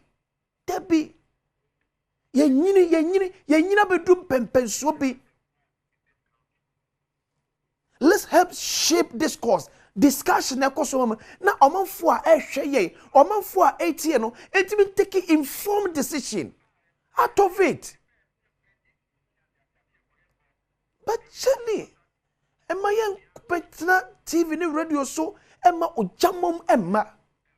Because he said the whole issue is a lot of the youth are frustrated. A lot of the youth are frustrated. And it's different topic. I can want some there be. It be big a crabby. A bit in Jomo. And the sad aspect in Suya most of the atrocities, of course, any Ghanaian youth to be here, only this are charge, you know. There are some people sitting on the fences. You almost say a jake care about the room because you be on the interest. Obia woni ejetom wo Ghana obebo member be fade akone mem etintina wonom e ma nya enhwehan. That is why enura na me di ni mpanifo ho yaw for allowing such a thing to happen and go unpunished. Let's use our platforms to educate. You can have your position on anything. Neutral. Or be on a position. You can be aligned to wherever that you want to. You can be a Christian, you can be a Muslim, you can be left or right. But make sure, say, on my Ghana, the security and safety of my Ghana, dear, Sebi. Yen tacheno. Because adiachi eniaji because yeti asase so a obia metata be say o karante we. And a documents are the 2 Krumanum way. Ye need che. Umia moya sum due no ho ban. So the best media general, yen time o. Enu apeni pebi. Aso fe mam time no. Me 2 million much the same. Aso fe number 1146. O yen this penny. O say ko say I watched your video. Manage na minya akura nka mo nsɛntwerɛfo no ka mo fa nkɔ estep feda enka kyerɛ won next eye ede mo advert atu media juna so omo redro nyam ka sɛ da bia no de enya abotre eye too harsh because edwuma eye advert kra ba e kra na eda asɛ na bimba ye onwen bi won so a they survive on the salaries a media general for at the moment. The first year you about what you are and self fatano, and just a young foot to me in Amfra and say will be idea. Debbie. Let's call them out. Now you're straight in one as you chiano. No one you enter me so. It is for now say ye call out say will be out advert and be a bedding. The media house or say Gina, a funk of Juma or something surviving. Yemwamo survive, but wherever they will go wrong. And not today, I'm coming say, and not just a mere question, say, I'm going to make a some your cron. But a fast some in your conclusions, I could say, me upon your men count. Citrus in the Catam Sacosia, baby, I also come on some liquid, a best sell man, now because me set it up. Because some commode be over the piano, nobody piano, in the safety of my Ghana. So, money, some jawa, some ye. Min kabusua yaw anafo ni kire boko obi no ote boko betimi aka to so oda because asumdwe ni kronim sa asumdwe ma my Ghana no matter with security unya asumdwe da. Let's find a way you betimi afa so a ye man the peace na Ghana enjoy no you betimi enjoy to the fullest. Tinyo nyame na ya dom sebi mejinai min ko school nchen obi a wo hweme o ena se minim nyansa nchen obi a wage bra wo hweme na peye o but I don't know opportunity bi na aba ma akwan mu. So I need to utilize that atom any opportunity na aba no to serve humanity, to serve me my Ghana. Na me manya me so mfaso. So be a being a dreamer now show be kutu passe boro be a dreamer. How can this happen? Ah, Debbie, and yet now back to ye new animal a war boise. eno a mekeme sese so biem yesremo empani se kom de wa yemfa yensam ye no endidi baabi am ko nyese asase prantamo nya asase ye da ho no mu a yeto na jeje mu enti yeto fence e de afa ho no obi japade no kure kom de ye no kure ya asase so na god ni wo ade tire oho timba ya mamu be fe god ko na ye nya bi eni no kure ba ka hu say the same man out mu a opese emra bo ho ban no emra kro na ebo sa ho no so ho ban ye fan shenya adwuma na ye nyai omuntweba dabi emra bi ni ba bi ase omuntwa concession fa matemamfo na emra ne simple efihia miensa achi also omujai concession omayeso adwuma na omfi so omuyisu biem no e de ma minerals commission and now receive it on behalf of the central government. Na abanji a aban so okay se na asase we so nti no ebi obuaseman emabu na mpese me man no moye sei munche mu akoko ne eche mo we fafa we afa ne ekọ yemfa kaka bensem enko obi fie kofa na japade azumi se emabu ya mokọ dum utu tew fie ena oyire na mo antwa masomdwe na obi ti obuase no so abase ekom de no ade ti na wo to no ma wo didi no obeto asho so how will you feel? Ube feel say this is how more affected Anglo-Good Ashanti. Me se come do wa yemfa nsam no endidi. Nya abotre. Na yen kanchire mpanifo say ye pe asase so ne ye mining. Me da bia meka eseme de me ade ba ko a mean so da a foreigners taking over our country means so da say a Japanese woman or say Ghana for the tiso de ni dikain. That is why I say Kobase ye ku Ghana for you ma ya na me ya I ask myself say it yet me nya any other alternative here and correct the wrongs na cause me nya Ghana no nyeska oni baabi a ode ko aha e no de betena. Oh, no, free memo abano. Obejeske was Ghana said, Jake, or the moon to do na be free of my mako. It be fossil, said Ghanaians take charge of Ghanaian economy. Ghana phone and take charge of our economy. Tabaka me nyame de nyama wawa. Said the center of our town and how one aji will make intenso. Ama Ghana for take our switchy. Okay, say Kruma des all car baby angwa. Men fasa de so but the fasa kwesisi men faso ntensem yo men fa kaka bensem enko obi a wabo ne bra atoni fie o islegon yo ewo enko tuni fie dabi o mana mambra ma ho kwan sa yan hwe man hye ne nya adwuma awofuo abusuafo ya mo mako obi nyame adom yo ti edidim muntu omofo muntu omofo na se won ka hu se sebio ye munwuro obi hye mu sa because who to feel beto show so sa enya wo de enya wo fe enya akono ebi na meka kire no wo se akomunti na ma akọ ho ba ofri wo no mba ne wa mebu ana o obi so to obo ase asada na obu adai eti sa nipa no won so fanse kan ne nkrata embra ofie no so beji won saba duane eni ana dabi megiri se nyame be hwe oman tete mpansa musa yemfa akoma pa na opepa nta yempanifo achi se wo chi a yentwe wadwensi so ne wo ye oye ne ye wo abaso se na bi betimi atakoso aye ne mo. We are here to serve the country.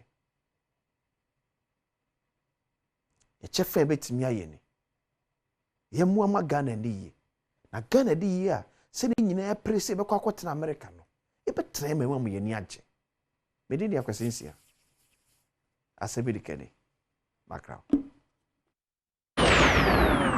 asem yidika da kwasinsia ase na yamu akwa babiem de Badwam TV Badwam dwumede no so kwaside asemidika abreye de duru so no so hia se yehwese de apomudin mu nsam no etie faseda mama Joy Trish na tade ba ko ne hye me kama fefefe say corporate wear say ye day dinner tade bia Majoy Trish obedress so kama me don want se papa Dr. Boatin aba no pay Faith Homeopathic Clinic ebe boy ne edi nkomo ahye ya pomuden emu ensem free ha maka say anytime bia obete health bia no continue off ne tie bia na wutia mo bia na wan kasa nso dog ye mo akwaba ye na se papa yes ye da prophetess ho ye de nyame ne mo mpaebo ne ho ye pa nyame adom eja ogun mpaebo so de sa onko so anwam so a oze ewiase ne eye ne ma mienu honam ene honhom de nti ye hwe honhom fam de no na ye hwe honam de nti ye te consulting a ye hwe se honam famu de akotɔchima bia na eja ono so de mpaebo ta ye nti eja faith bia oba ye ni hia wono pay eda se pa se afin so aba eni ye adwuma eda se ti dog ye hwe ndan ye ka eda se Stefia anope ma menchia wahwefo a ehwe eye Adom TV anope nyina ene ayarefo eba Faith Homeopathic Clinic nyina bebre hwe omyom so dog ye hwe mo TV so ye chia mo nyina na ye danyame ase so se oba ho no no nyame nam Faith so ama ene oso anya adanse a odi ho adanse e kira foforo mo nso etu anamo eba Stefia ye nipadua no ana se nipabia no ni hia wa brabo mpa wapomoden ana apomoden nso besi esita wo hia baabi pa ye be nhwehwemu pa ye be hu de ede ohaw no ede ebro enu nti na Faith Homeopathic Clinic dan den na ye bo afidi kese so ebobo ne dawro e kire wona wo hwe yen se bibi biara etochima wo nipadua nim no ewo so wutu anamo na oba ya so ye ho na ye wo condition ba ko a in fact hadipa yie na one thing is de aware egu nyina aba se ebi wo so a etumi psychologically no etumi affect na obi be ka se condition be ye friend no bad breath ana se oba medically ye friend halitosis enumunka enka enya efiri enumu ede eba eye ohawa in fact ahemfu nyina no obi wo a because of sad ninti no sebe ontumi nkobedwam ekura entumi enkobobedwa ana medi kankan awarefo bebre because of this no amasebe ede akasakasa kakra aba oba ekobema ho abema ekonachi bema ekoba ho a oba na ekonachi because of this kind of problem affect minua baby by usu na uhu said the minua ba ne sitie oba ne ho ofe ne kama was dog me kuno me kone ho a na oye anam santi na ma me kuno fa machi bebre a che se eyare hosem enu nti no wo se ye nyina na ye hwe ne yie na yetumi tu ha na mo na halitosis no empempi no obo nse eba obi ese mi trimu na abakuro nti obo nse na wakotete aduro bi ana wakoto aduro bi na ode so ne hwenim na ode ko ne trimu entisa se obi nya bad breath na che se ekuro ana aba ne trim ye was so many causes so a etumi de sa bad breath etumi edeba which a wanhwe ya untu wadwen enko eno so na de di kan no ye fra bibi oral hygiene eno no ye numu ya ankasa ekwan a ye fa so edi ye numu no eni obi wo ho no ma sebe sister fia ye there are most of the people are omudidi wi a se ye koda ye brush ye teeth ana ye twitwi yes no omompe o sorry anopa otwitwi wi a eno ano no but hunu se wadidi anwumbre no na ode koda no there are so many plaques here ebetumi form between your gums ana say osinim ye ka say plaques here enuane na wadi no ekohyehe osinim entubo nse form saa plaque no na ubon se develop bacteria emmo wan kitenkete a yemfa yani ehu na saa mo wei etumi cause this halitosis ana say eye enum kankan ya etumi edeba enti no ni kwan se udidi wi a ukoda se o ade chia na metwitwime se wo se utumi etwitwi wo se eno ye de edikan se oral hygiene obi wo kran so a ne sina nkasa ne gam no wanya problem ewo mu obi wo ho no mu a wanya inflammation bi ewo ne gam ni mu ni nyina no ewo se ohu dentist na ohwe se de o how na etumi aba wo gam mu a obetumi aboa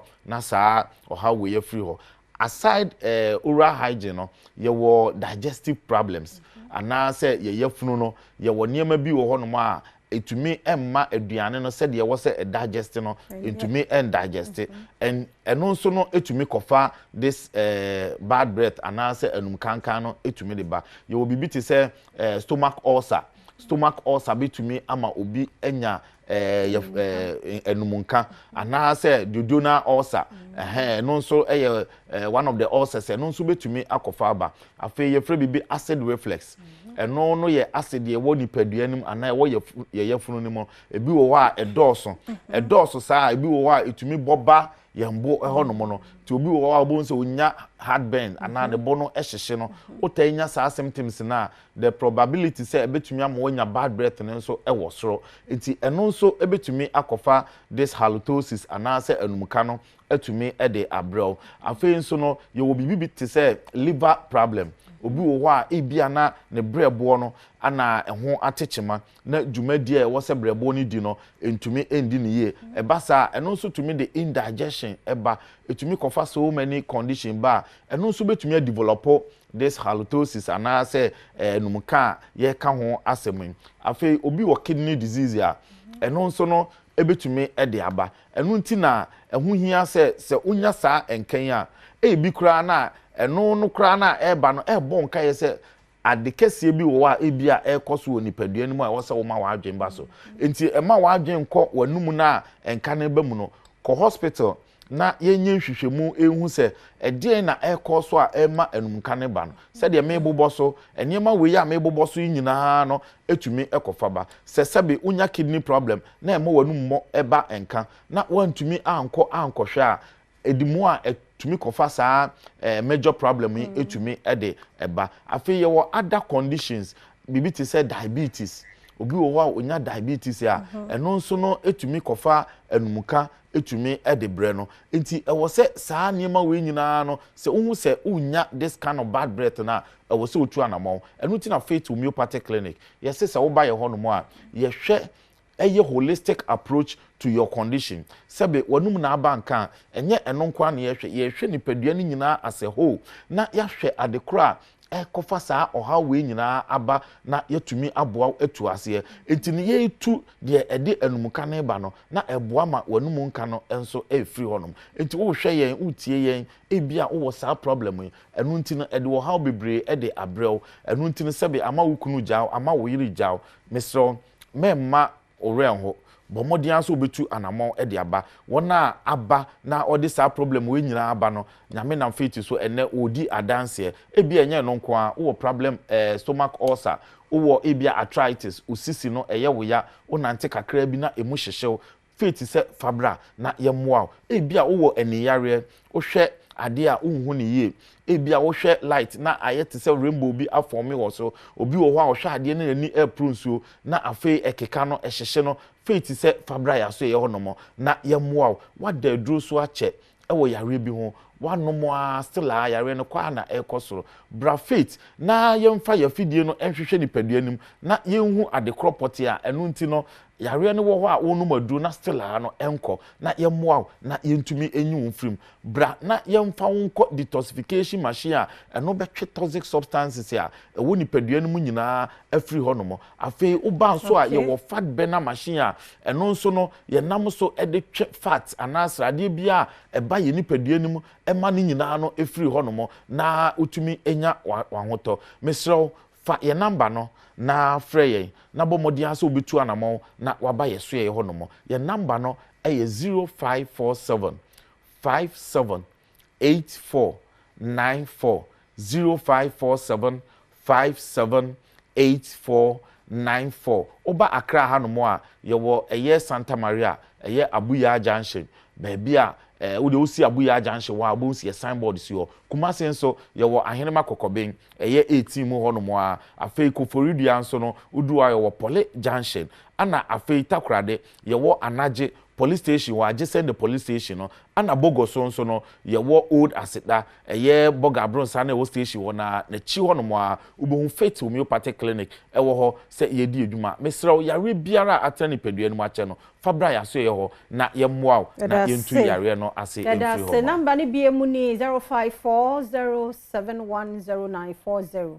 0540710940 Into offer Faith Homeopathic Clinic na wajo so na 0244583859 0244583859 Faith Homeopathic Clinic now no one more adi enkomo ye gusua ye kaiwo se ye nyina ye support smoke free policies no na mwa ya pomoden ene dache enti ye Food and Drugs Authority ne won partners na ebo dawre se ene obi enom shisha na cigarette nom ene taa nom sa ne ma ni nyina so ya atwo ho free ho ena wo no mo no so na nkono no no wo public places ahodo to say bia pub name like beaches mia ni padodo ho no men kono no mo ho fi say secondary smokers no ya na hard drink workplace ono mo de akokosha oba bi na nko atwini nyina fa na intume mu aye fi say wono nom sa ne ma we nyina no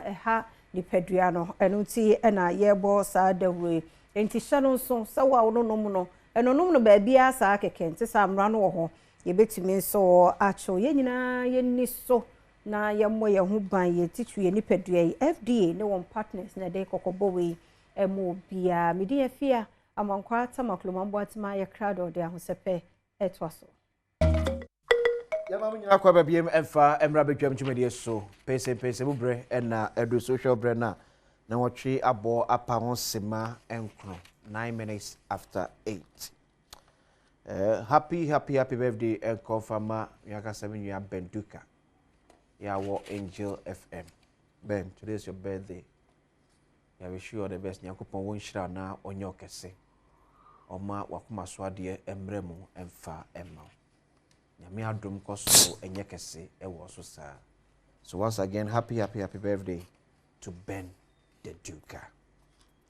Abiyafo atrase enkomodo dos me dey akwesi is here live on DSTV channel 280, Go TV channel 119, Multi TV Digibox is here live, and so yes, streaming on all our social media platforms from Facebook to YouTube. Ukwa search for Adom TV.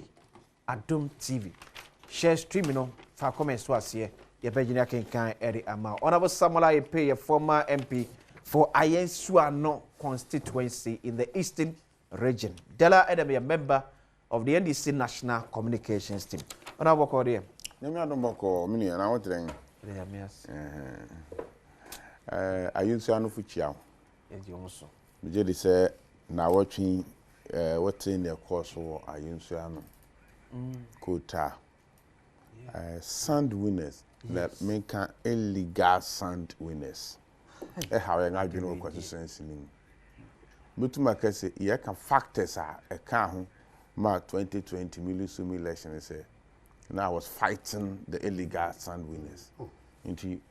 They came together to sponsor an independent candidate to make sure so they pull some of my vote and I lost.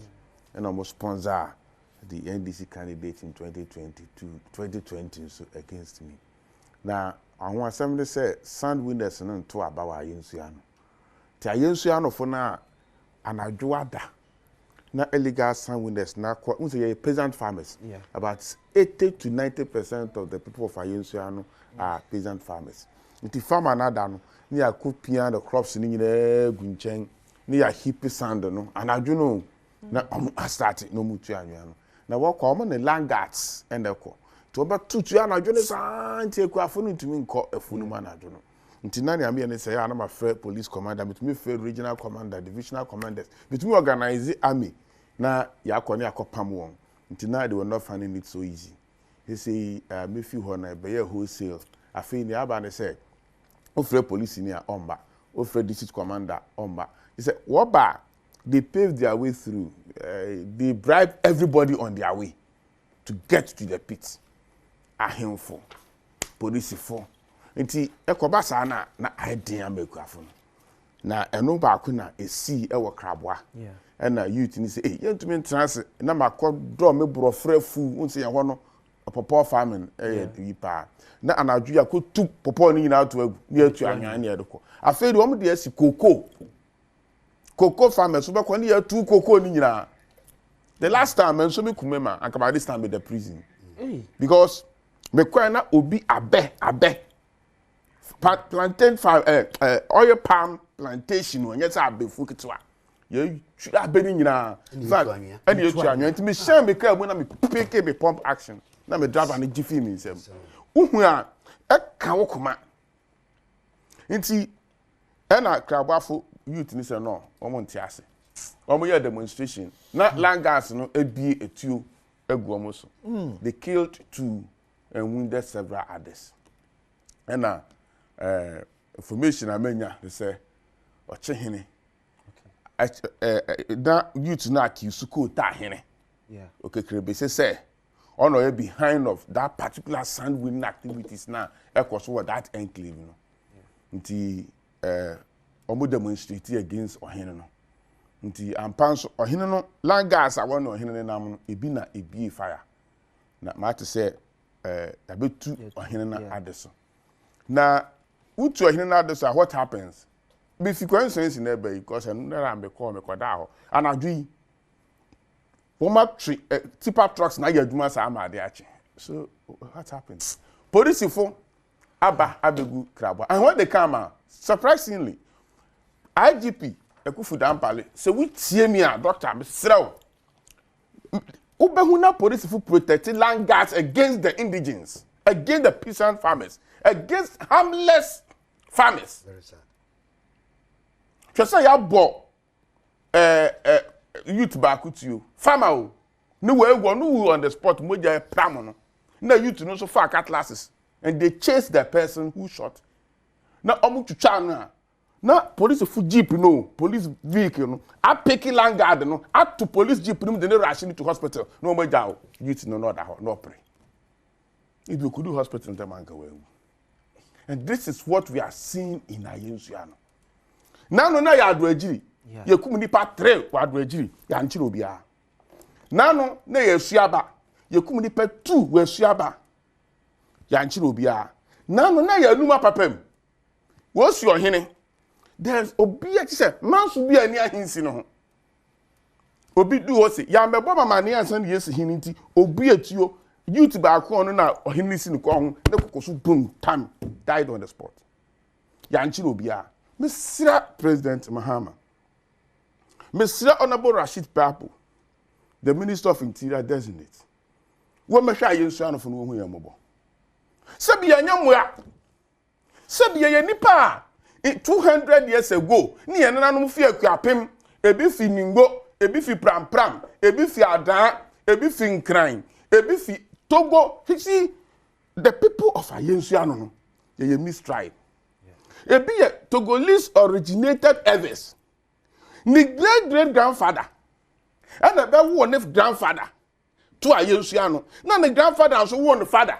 Na the father also one Togo da. They don't have anywhere to go. What on the forms of feel a hometown or bachelor Ayensuano. So such a person say who be to ogu no so. Na so nkwa. If an hoko, Togo hoko never I have a man solver in the 3rd generation no ever use ano. Nti solver na ka say mu wanko you see no wa use ano. Solver back petima onim ma use ano. Onim Togo. Nti no wo ma pa yan hwe.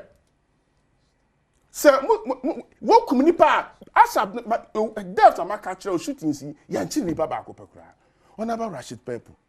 Me no never parliament. Mr. Nyame ya adom now go through your vetina. Chowani hwa Ayensuano. President Mahama. Ye to aba MPP will need seat in the but presidential no who win you and it is because of these things. They voted for you because almost for say near wa komu no. Bomu hia ojefo. Me ko hokoye campaign. Tia President Mahama say want to abandon farmer.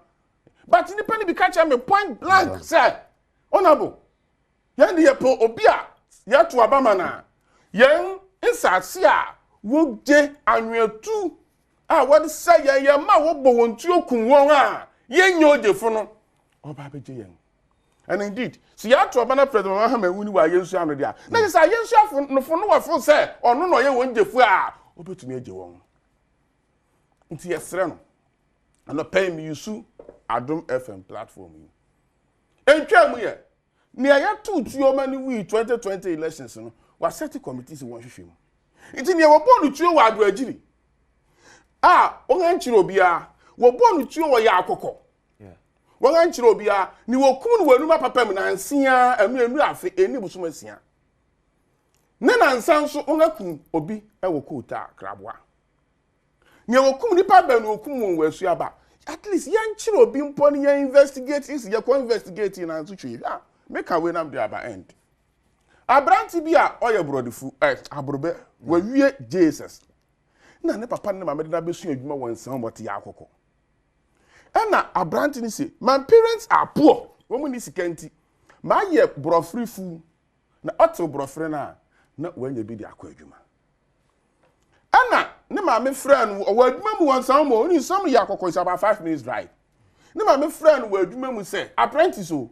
Behwe wo brode na wo brofri na wode machine susu a wotugu na braf abranti di mirika okofie no fa cutlass and I repeat cutlass your friend in Krante dade akwa santo friend second eno di mirika no call farm ho nto call na mpa na obiti machine su a otubro friend nugu na abranti ma dade na se wanya ya me de betwa nto man na so no hu say landguard bi gina akuku bi su a okitatuo okay nti landguard no ma one shot pe no dan no ogwan shooting from behind. Me ko enwura mu obi wo fra me bi di ka me ko na abrante ne da ho. O de sekan no ahye na no hwe. Na obutu ho. Na wa kasekan na moja. The pool of blood. One by one shot. Ogwan. It's mani ngwange. Why should you kill him? Na sana ma we no.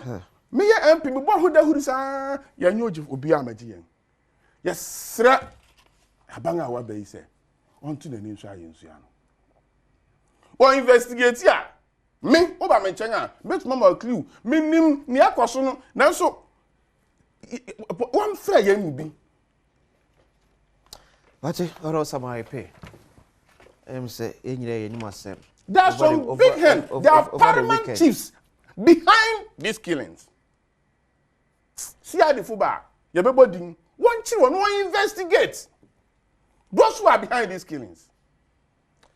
Rase. Dela. Anya sama na nke ye kumubi. Na be pem ne because there's somebody behind it nti ye ntumi mfre enchiri nipa ba ko investigate. We police commander na ye do kwa yensu ano. Now ye so be fight Sandwin na ye be transfer won nanko ya. Dela. Abem part mo boko de. Na mi adom. Yamuye. Dela ede. Yes. Nimo bi kakar beto ayensu ya no. So over the weekend be out me follow up the news. Yes, area. I say aminchia ahwefo oni. Na masemo kakra meka afa de okan no nyina ne se wo hwe nsemo o kan o yare. Say what see or man be muna BBC Elcoso. I say the Minister for Interior say on the in charge. Ya appoint no. On body non-trust statement say Obioki O2 line online since ye. On fambre the Fankoma police for. Because some say and say by say shooting ya door so do. Bibi kakra do bi atweto. Bibi kakra for the last 8-9 years or so. Obia to me chituo na I just don't understand. Say nipunya to me anyway because before obenya to me say obechituo. Let us say wakwa wo tuo wakwa license. Ama nkrata wo ho every year bia we renew. But say over land guards wo tuo. Sun winning guys wo tuo.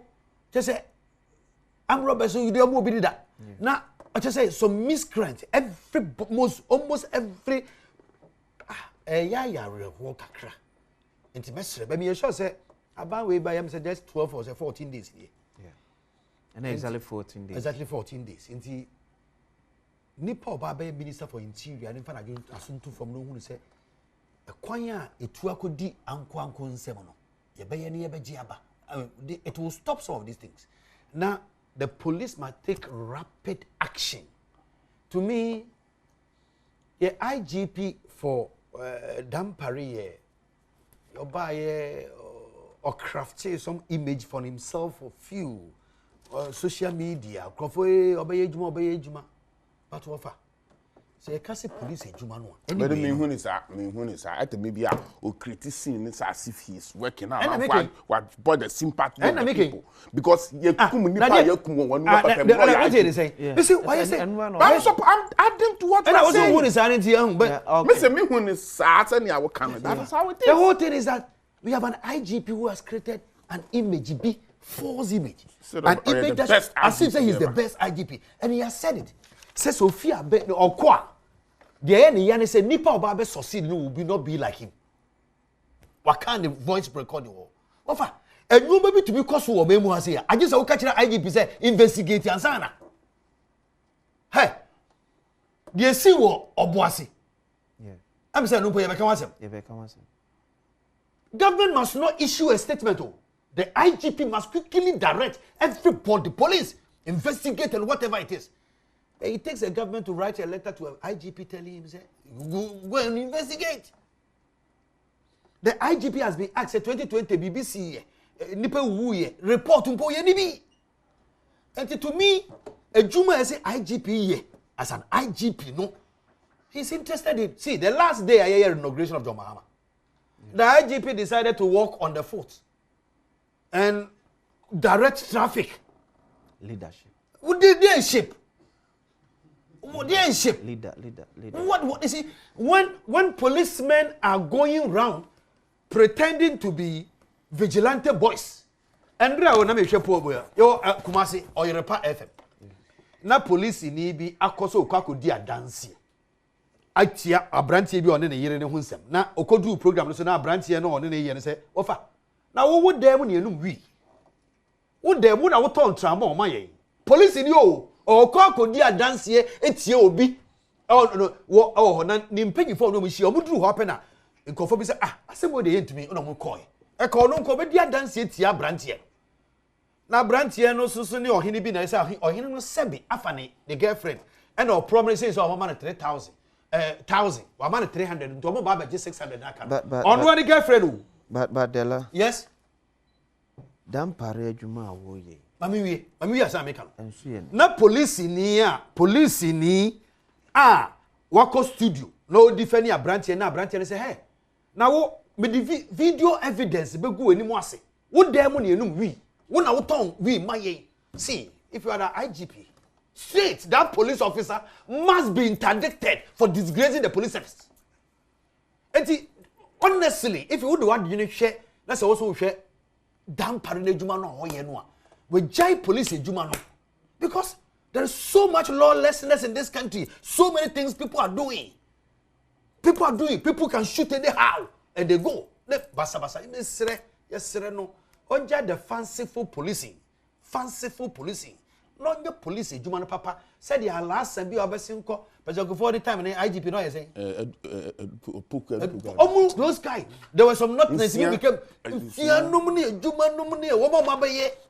Here's some one IGP put under Akufado or retire here, and I saw resign here, and I say almost the last stage, you know. Yeah. Office and you may be almost catching so you know. Step it down, please. We the honorable UPK. Ya reho. So my team and they will be to me a Diana boy. Watch over to watch out your 10 city. Now, Bibi Kakrabi no be for what you do. I just say, come no dance. Until the party to our noble. Oh, yeah, they don't need to do what they want to do. Honorable UPK. Obuase. Yo. I confirm the first in critical condition. Waiting for an pay na minchia.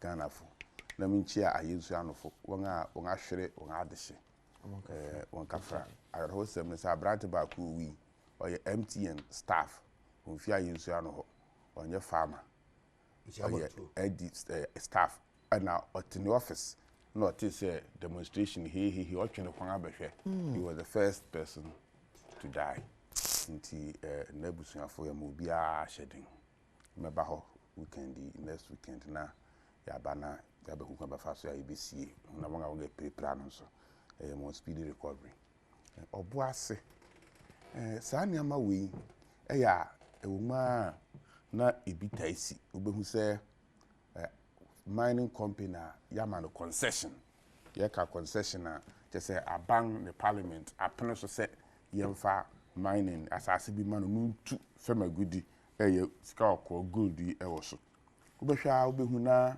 nipa bi a won so wo ye kromba a wo kromo ni se yenya adwuma anye mabaji ye nsase mutu gold mu fa yen wo adwuma ni mu na nti yen so yenya gold ni bi ntu nti saade a yen pene ma mu nya adwuma ene saade a yen so mo concession no ye be komu ne yen so yakwa akotu gold ni bi na etiamra se aban ne parliament aka bomu na wode concession anasa asase bi ama gold mining company bi se won fa nya adwuma na esane se uye kruba na uje de se bia wunya adwuma anya nti wo be kosa asase no so na wona mining company no akopepere so se mpahinofo a wo krom ho ahemfo ene mpahinofo wo krom ho no eya aban no wendi isawoso ansa na ode nsase no ama na wode atu gold no afi yo bibi efe no royalties no nso abanja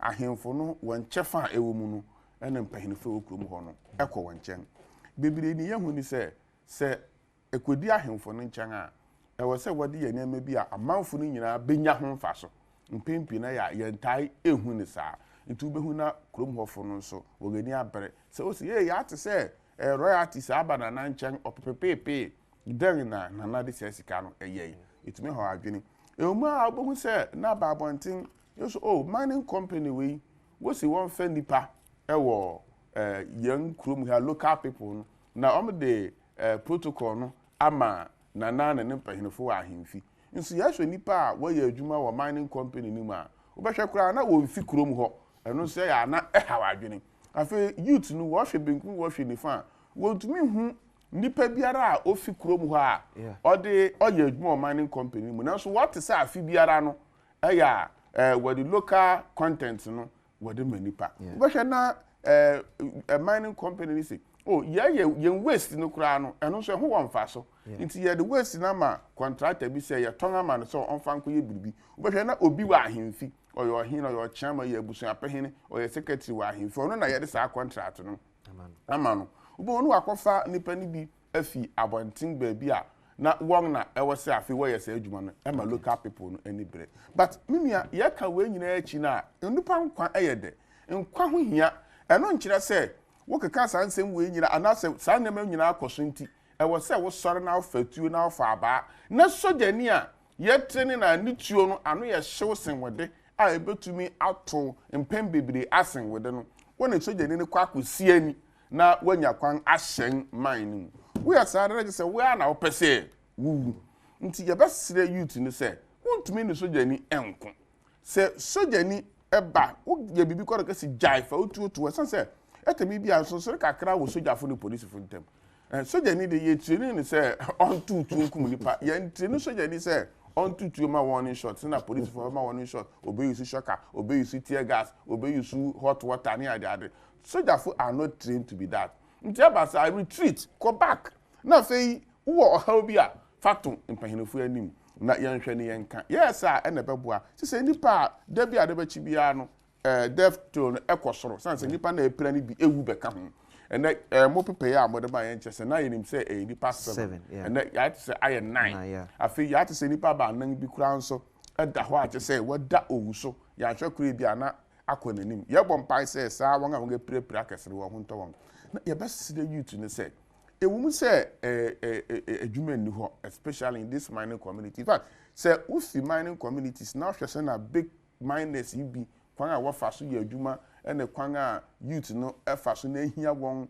na wo ye wo hwe nye ya it just similar like na melament sisi ewo ayensu anu issue say ye the difference we am say mining companies want to gold na ye the mine no sand that is the only difference say be a baby o dey say wo do wafu na yan no eto be a mine no kware say underground ye the ye surfacing into a top soil no tu anwa no kwa wontumi fa asasini anya bibia bi na asen ya ka kure sanka wa peel top soil na gu baabi no anka utu anwe no wie na wode kwa na anka we claim land. They don't do that. On several occasions ma chere DC se ho say yam pass as a tambi wa yensu ano ho. Yama Minerals Commission ni Environmental Protection Agencies in mehwe. Na kinya be say 100 acres so ha de anwe ma ha pa na edi market. Obi apa hwe bia no assembly na to machine yesi ho kwa na load ni agiska. Eno probably create sika ama assembly no than this illegal thing. Inti ye bestre afei mu nso ya mu ye radio adwuma no yesram atemi bia mo kasa no anu ye hyedodo atemi bia mo kasa no nso instigate the youths against people. For instance, obuasi the information menya ne say esi radio presenter bi na otija ne radio so TV mpo anu akwa achiri pa no o share memu anu kutupasa monko obuasi monko godu monko jemfi wansam na muntu na youth no so edi mirika but ye masere mabu no so obi ka bibi sa na no nche se odi mirika na okwe ono tinkran ho wewu na no obi the video bi send ya of platform so na mehwe say nipa pa na ya pack agu pick up na you want ya to one say bia banchi bia ya hye okutukum adan na wo say oboase won atu ka won a wo wi no e ya ayoho wewu wahwere won kwa wo abrabo nyina asi onso nia otena TV so kase o kwa monko na monkoje no ebi ono na yire na ma be kase na what air condition ebi anadwo ekro dai o dai air condition o dai air condition no dey abo officer na adwuma usu wawu nti ye besere ye wakwan bi a ye fa so ma ye ye nne be ya yenyi afei ye besere president Mahama ye po ono na Ghana fo ato abama na sisi oye president ade we esase ne efi ase kan ho asem you can say the way ya NDC enye ku na moye eya aba na yekoto we na NDC edinkunim nti afei asif say ya ye ku bi evolution bi na si into ho a na ye say 2M Express obi private company eno so mo kwa akwaje e dia aboso say eya aba na adwuma 2M Express nye government company sana agwego de shanty say aban wo shares mu nye 100% government nti wontumi nkasi wo sora akọ na kwa aban percentage aka mpro 3%. Nti ada na say wudi mirika na akọ na keso kwa akwaje because aban awini na private person or any investment of 97% akwa akwhye wuje so beja wo say brana beje ne company ne boso nti ye best refiti ase na eba na ka president Mahama ni NDC funu fi ase 2 of members no so munya na amoyin na ye wini power like power be after election soon after the this is why yenya mfa ni si sukura no na what started sa any ama no so eno na e build ya on say nkranfo ka se bi wa ko se o ya he data bi ole wakofa data ba wo yan no onyinya abadan obari wakasa na nsen uko Arab countries na esikafu na ho no oil giants no minimum ade bi aba won so data no osebo na afedi wo dey pet no watch won we na no ba ku video bi abehwe ona na yire na mato na osebo no ebutu won chen ewo ho no wedidi na ne baba aku minim se no ye aboa na wa charge afedi wo nyina dimirike gwa no lock down wo ja aboa no wo inside ho wonya skenya kopon adom oil bibiri afu akofa aboa bitu ma kire wawe na wo de na pet nsi aboa so nyu nipa nti yesre enkechi won frɛ na won won achitafo no kasa atemi bia kasa nkwantu ensesa nipa samri yayi won empower IGP me de IGP ade ba ko a me wie kura no na mani hyeda enye hu ne se yedo besi dwumadi bia no se minister se director se pahini bia put in place a system that will work for you when you are even sleeping. Okay. South African say so we minister we me be na Greater Accra regional minister na ka say gina pick up no so no it won't work. How many areas can you visit? Me what taifa obi ensu agukwan ma minister we gina ho. So I was say we put up a system bia say we minister what da kra na that system will check and make the system work. Into your IGP now wo gina baby as one mo fra bi dey agori no watch your picture yes anytime there is a leadership example but you must put up a system wo IGP no what akura na sa system no e function and when you catch say wo ba no wa be system and your system the system always needs the presence of the IGP before that system will work and the system we are kan ya so people say na wa sending nipa ekwa yesu from investigation but the fact is I can hold the system be to place that you need not to send anybody The district commander there, the divisional commander, the regional commander, the system should be in such a way, sir. To deal with the situation. It will deal with the situation before you the IDP, get note of it. Now, see, you got 16 regions. Now, say, BBS, you were district, BMA. I was so big kind of IDP. Now, or effective commander there. Not just say, your chain of command, no, and yeah, Juma. They say, there be a entrance, and that will be make a BBS and IDP act. No, put up a system that will check for you. Even when you are sleeping, Ghana police will still be Ghana police. Dela? Let me say, they see what was it. And yet, as a result of aftermath of an election, Obi Obekachira will say, na Embrantia MPP supporters and NDC supporters in the derby. When we, because we are NDC supporter, that's a winner Galamseya, and I say, unye small side, unto underground, quiet your way. We, Embrantia, one more obwase. So we are who, so we are mambo being. Ena, womakako ra Ashanti gold for womo concessioner, oma abandon, oma jai, old one, and oma rem. Na ya fencing, inti ure mudia, just say you are trespassing. Na Emrantia no kolomukete too. And according to the report we are reading from the CID and from all the reports and journalists, boys in the be a some bomb by. Inti omu tree too, and a police for the social for the tree too. And none I did the web. Lady Kai. Of a year who say if there is a small misunderstanding between Ghana police and Ghana police and as soldiers and civilians, Omufi said the first resort is gun. Omufi said the first thing to do is to pull the gun. Epi. Of a share abroach US, America, Canada, France, European countries in one. Of a sojourner and a police need to be Jinaho. Na nkofo ye demonstration no mo ye bi sujeni ni nkafi on say until you have violated on chodomutimi you nyabutre because of policing and soldiering na say the Ghana bibi ka krebi ni atutuo sojeni no crese dem honorable you kan ye training no say the okan mpo or ye training sojeni ni say oncoming down tension police for na tisa nti. But abrochi yen time to say. When we say abrochi, BB say see now to there be. Okay, so the way the fetcher me, is it also not because of the kind of people these two examples now are dealing with? Say hardly for demonstrators to shoot at a uniform officer. Exactly. But in our party, a soldier for maybe almost be the free Adam Mahama near two minimum. So most of you are doing kakrano. Maybe taking advantage. Exactly. It was me a soldier. Me my own family knows our level. And thank you. But me won't say me do what that is the genesis of the matter. The second leg of the whole thing is say Emrantia Abasi is here. Say me to be who say a frustration. Say sebi a common. Say the system is tough. Shasa will be a university now. What's in if you be 10 years, 8 years, when you do money? Now, mammy, I say, mousy can, I saw papa, I say, mousy. That desperation is there. Emrantian, yes, yeah, but to be any day. Inti, so this so you be confrontation, no, Sebi, and you refi say, and you refi say, the Pakuru so you know you don't get it. So you need to get to Ninti, Sebi, a drew baby, so you know, baby, so nyabo treno. Now a clock to crack. Now a branch of person chairs a means suro, but it tay, then the pay. A serem branch and mabawa, and branch say.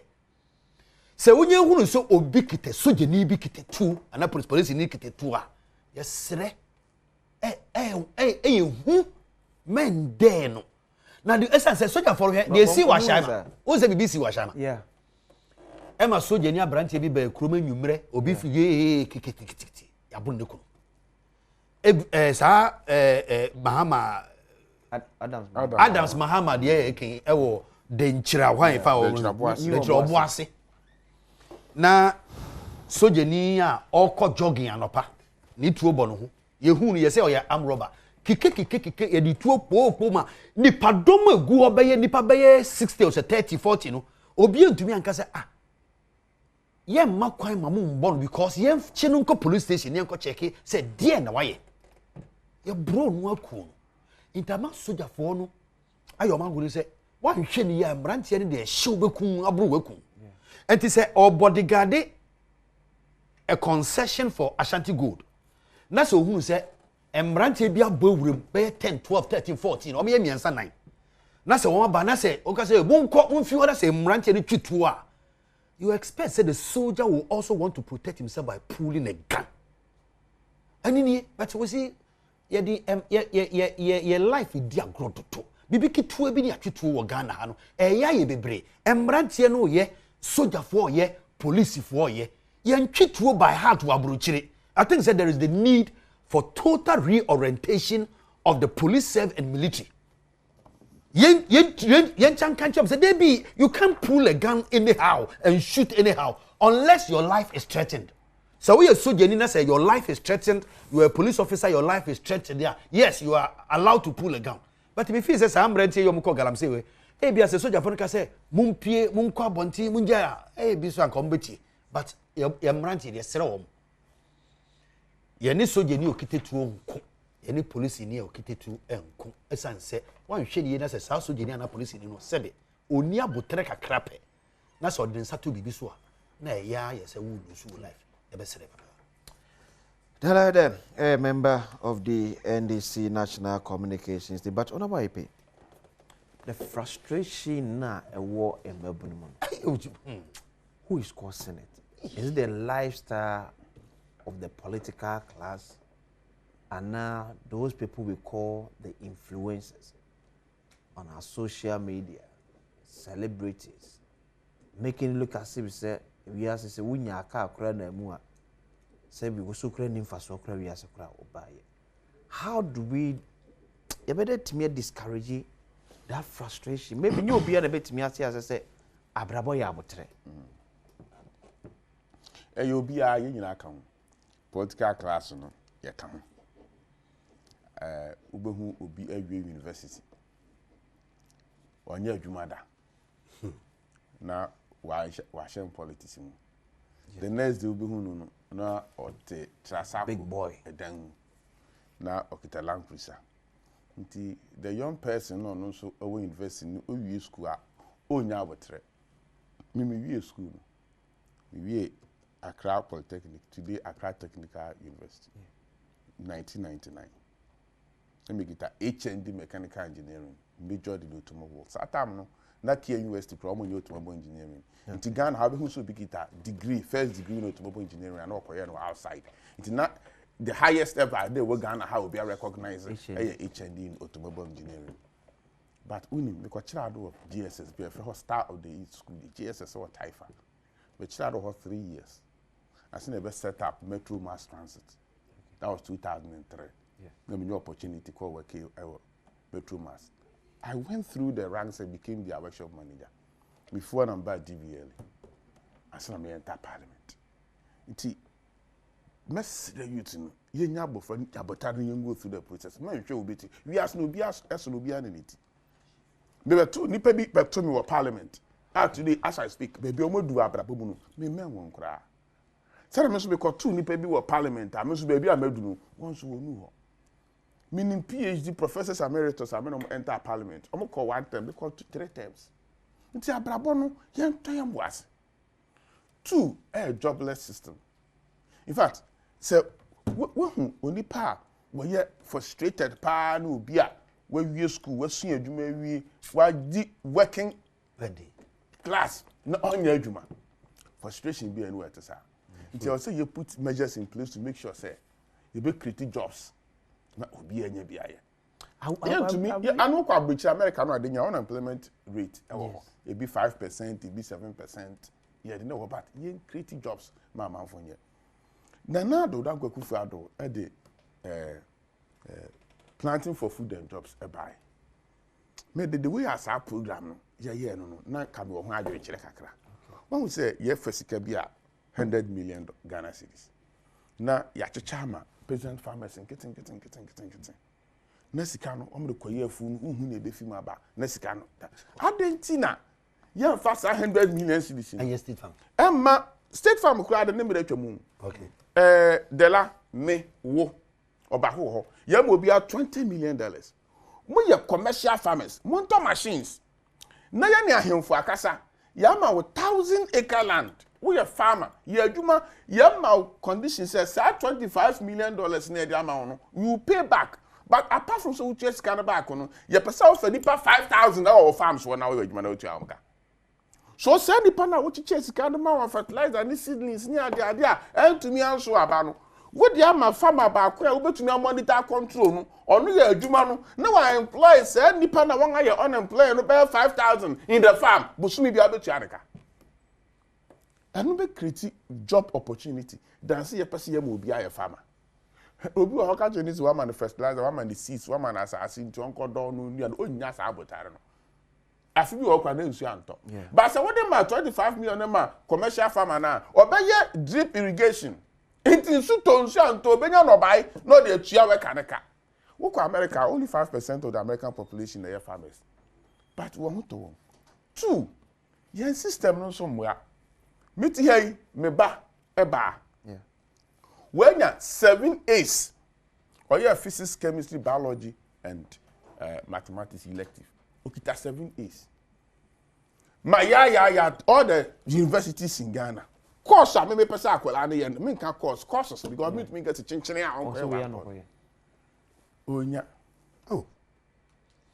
Onya, Abufrano, inti me to me cry because oh me and I get so frustrated. Into what you say? No university no accelerated program or no pay. Yeah. And on media makola na me say me ma bofra no kwesa program with 7 A's no. No metena fie after 4 years no na me san to aduan mani ni. Me pe professional work obewi a eyen san duma bank fund we aduma kura obenya aduma ye. Na university no we be call University of Ghana Legon no. Na mo your political science no. We me about 5,000. Omne be there. Woko medicine a obega 7 days ye fa 180 pe nti ayema ntonko political science na before you no nya adwuma anya frustration. This is what will happen. University authority see apa mo chawo mo reduce sa humanities no na mo fa science based no anya more. Maybe we are school no me na make am story chira we. Yeah. What about Metro? Me, I attended Accra Technical Training Center. Yeah, the answer year do me back up Polytechnic. Yeah, the answer year do ma. Me call bana me sheka na me year do ma. O say you manager. O so no sheka na se no. Because the way I was trained, na me nimsania. Last be me Metro mass bus say esikanation. My this be mechanics ni nyina obi akofilled. Obi ani ho. E ho na me to me pick up me say driver yan come because baby is na block traffic. Me go am ye car na me twa na start pen na me classmate be hey I pay ina fere wan kasa na oda car na se na bi mu kwa person waje ni say me manager. You see so yesra o man sa no nyuma no and nurse na ku fa do ko fa TV et ba no universities ni yesra humanities no adosho and then English teachers are short our France, Singapore, China Argentina sa political science students no mumwe English department, linguistic department, no mumwe na the sort of 5,000 studying political science. No one can study BA English. Oh yeah, when you do Ghana kura, obekwa China akwachirade, obekwa Singapore akwachirade. No more for marketing. Why them producing why marketing? Marketing department, go and see the number of students they have employed in marketing. Me best of marketing and kwanga found that. In engineer, when they produce spectacle, no, now when come marketing. Now, we know what automobile companies are doing. They employ automobile engineers as marketing officers because of course, only part of engineering, he can market his product more than the marketing students. School, university, be able to Ghana have marketing for no marketing students in the draws of power. Will you school for marketing? And all the past, you have multimedia, be a more marketing officer. One. Cameraman, three. Because it's a professional work. It is a changing an attitude towards education. Some women, yes, you will see, ABC. Miss marketing, but then we are studio hank 3. Other studios, not cameraman now. So let's train people who can use their hands to work. Well, you remember when I radio and TV mechanics be and now all in the maybe I will call glasses or mind. So and also universities no and the education system also be anything here the STEM projects schools you buy and the TVET any idea. Yes, sir. Universities no more mentality. But before say one go university, a particular university, they are not one go cry na nke. Me baba ako. Ewo UCC University of Cape Coast Medical School. Ewo Cape Coast all your medicine. Now the way are University of Cape Coast, I guess straight me banaba. I do medidi. What's your business school pay your exams? Abufana ba vacation you know.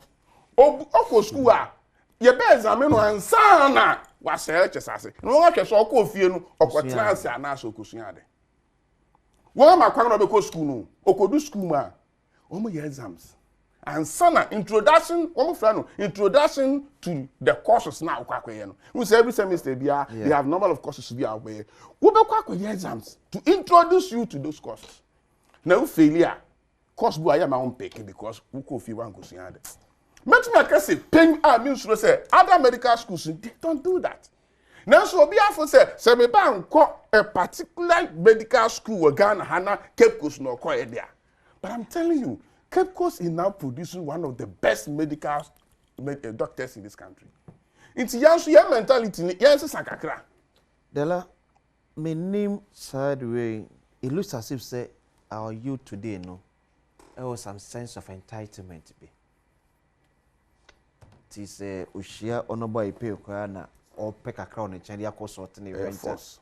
Ase or this kind of man say honorable jetum woman and a browser said Baba Jemadi.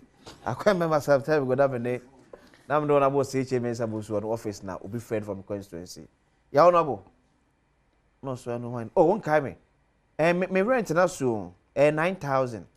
No, when you be number source, oh, there be oh, so one man so also 20 but you man in your fast.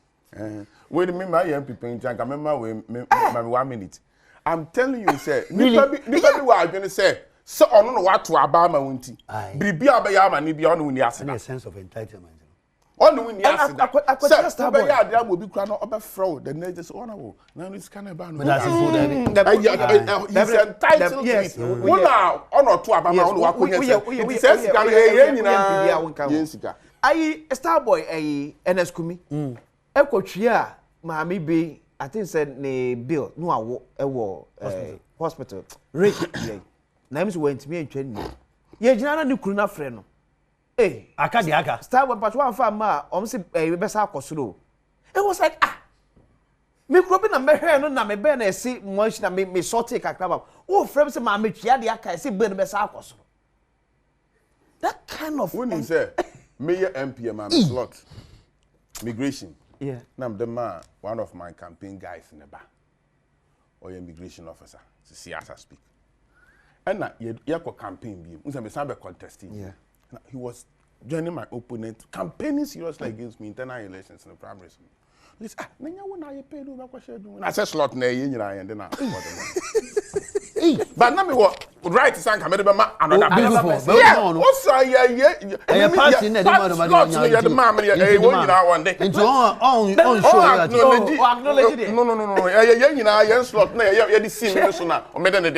it's serious so of I say as someone in na yake na wa the dimensions be abemo efe Abranti ni fi say what about my political party and I say we MP enti baby obeda ye wasudi I said 9,000 ade obehye e wasudi and ade obedi ni nyina ni say Abranti na we university no wanye adwuma ye and I say wanye bibi ya nka sa ade nyina so betwa onye adwuma enti frustration no doso ofani nyina ni say Abranti na di 28 years we university ni 4 years ni ofie 28 Obi got 32. Obi is school at the age of 26. 6 years in the house. We did 32 years. Abrabono, omun baby a corner head. And the frustration goes soon. And we should understand that it is like that. That is why I've always said, honestly, if I say, oh, person who call ye MP, and I saw person ye municipal chief executive. See who say someone ye can go where ye be bow down. So when you akoma and I say you cannot tolerate it, don't go for the position. Me point you know. Because the honorable you pay ken. Sebi enye de. But if the opportunity gives you Oyejuma as an MP pa. Yen san kofa no mra. Na so no nkasa gitu me say mekwa akwakoye dia na say ohunu say one waje atu me say in spite of the problems no masa akwakoye MP. No, you're very good material. He was and he still believes say to me no I feel say omuni na ndidi ye won the confidence.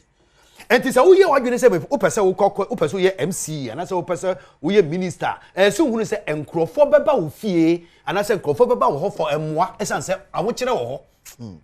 And you see the whole thing is something. But the became okay, facha na me mra the cinema for metro facha pass metro so. It's a better to say my boys natural credit book bottom. Mula bre aso ye ba ise. Emra Badwam jumedi so on Adom TV da se pass e bre na bre nyina oje bre na otimi ehwe na so ode wafutuo wadwenkyere enso eta ekire. Enkomo a yedi no hanum ye enkomo a yedi se pese ye boa so stay ye man no. Me bia e ka kon yan so stay ye man na e be asem kese e de amaye nyina. So dela menim say mfo anwie na yem call the next one so. Enti masem nyina ne say the last 8 years yenim de ye ya eduane buo be ye dini too much. Ofa a common day or hoda. Now so enfie enwotwe bi abese koi. Said the aduane buo be ye. Watch ya na 22 cities ebedru 8 city 10 city. Dokro na 50% de 1 city ebe ye 5 city. Emma spenters kwa ye boni kese kakra 7 city.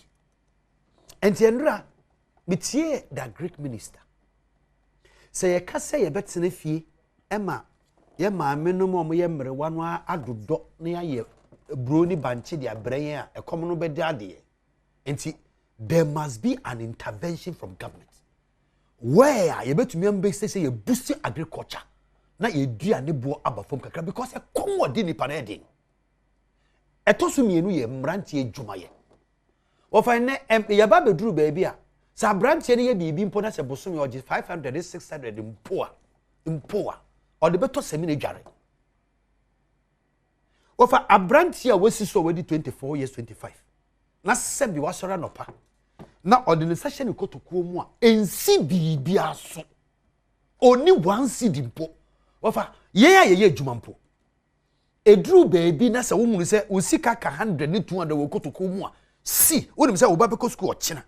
How are you going to give him money? We here na you chop on fie. Oh yeah, the old one say you are so worried. What's that them now than paso? Ofa, abai yabasre. Say abai by 14 days in intend to be for pressure and sin baby. Now so these two major problems. Unemployment of the youth a major concern. Hunger a come what dinipa a tosu mienu. Sa de mienu we mfie nwotwere yentumi ansolve. And the abai we should be responsible enough to solve this problem or to ameliorate or reduce the situation small. And just the impact and the implications are bad. But I say, NPP left 100 billion Ghana cedis in commitment in road sector. Honorable Samuel Ayepe. And now you're committee chairman on roads and transport. Yeah. President before. No, under Akufo-Addo. I think first time. Yes. Yeah. Before me call road system no so no. Person me catch the la no tia say. Enu no ye catch no mra na ye wo power ne say. We are seeing na sa oha wo boss yi abawo because of the Ukraine-Russia war and also the COVID-19. And the incumbent government baby aye to aba elections no aye free and fair men can baby aye to aba NDC boxes here MPP box here CPP boxes here who delay them now to pretty we na beto aba NDC here na da to NDC box o person to MPP here na da beto MPP box when na make baby elections no aye free and fair with transparent boxes incumbent it me retaining power America UK you do baby na UK they were calling for any elections. Baby, incumbents are suffering because a global issue. Nti wonga bay one more IMF yako bailout. The fallout of the IMF bailout. Fortunately, it will come and meet them. So they have no reason why they should fail.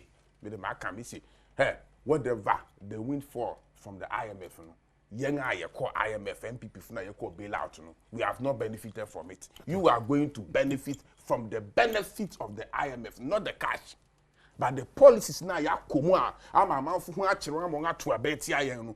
part of IMF conditionalities. Keep your revenue at certain targets. Into we cover taxes because we are some revenue fall below certain standard that you will fail from the bailout. Okay. Into one will benefited from the bailout. So they have no reasons to fail. I can say the next 120 years, I'm not going to criticize the NDC. I'm not going to say anything against John Mahama. 120 days. No, Missy, they are going to benefit from the bailout, so they have no reason to fail. So when they fail, we'll come on them. 2, management. We say as an automobile engineer, me a civil engineering for 2 consecutive semesters because car now you maintain it runs on road. It have fair idea about roads. My sign about chairman for roads and transport committee in parliament for 4 years. So some of these statistics I understand. Emrana, you're former minister.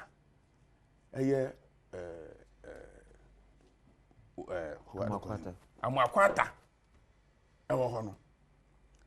And now because he's a lawyer, he doesn't understand the system. Or even if you don't, these are figures, these are statistics. I will be of course kind of school beyond we have basic statistics, basic mathematics. What the contract am Adela? The lab produce IPC. Agreement on the lab and say, all your demand will raise IPC within certain period of time. Is it 6 months or 3 months or so? I will say Uchianeka. Say 90 days you do want Uchianeka. You are going to pay him interest on bank rate. Yeah, prevailing bank rate. Prevailing bank rate. And the interest also, as of course of delayed payments. Yeah. Hey, midway, me and my partner. Who say me a road construction, so me and my partner. Say yes and no.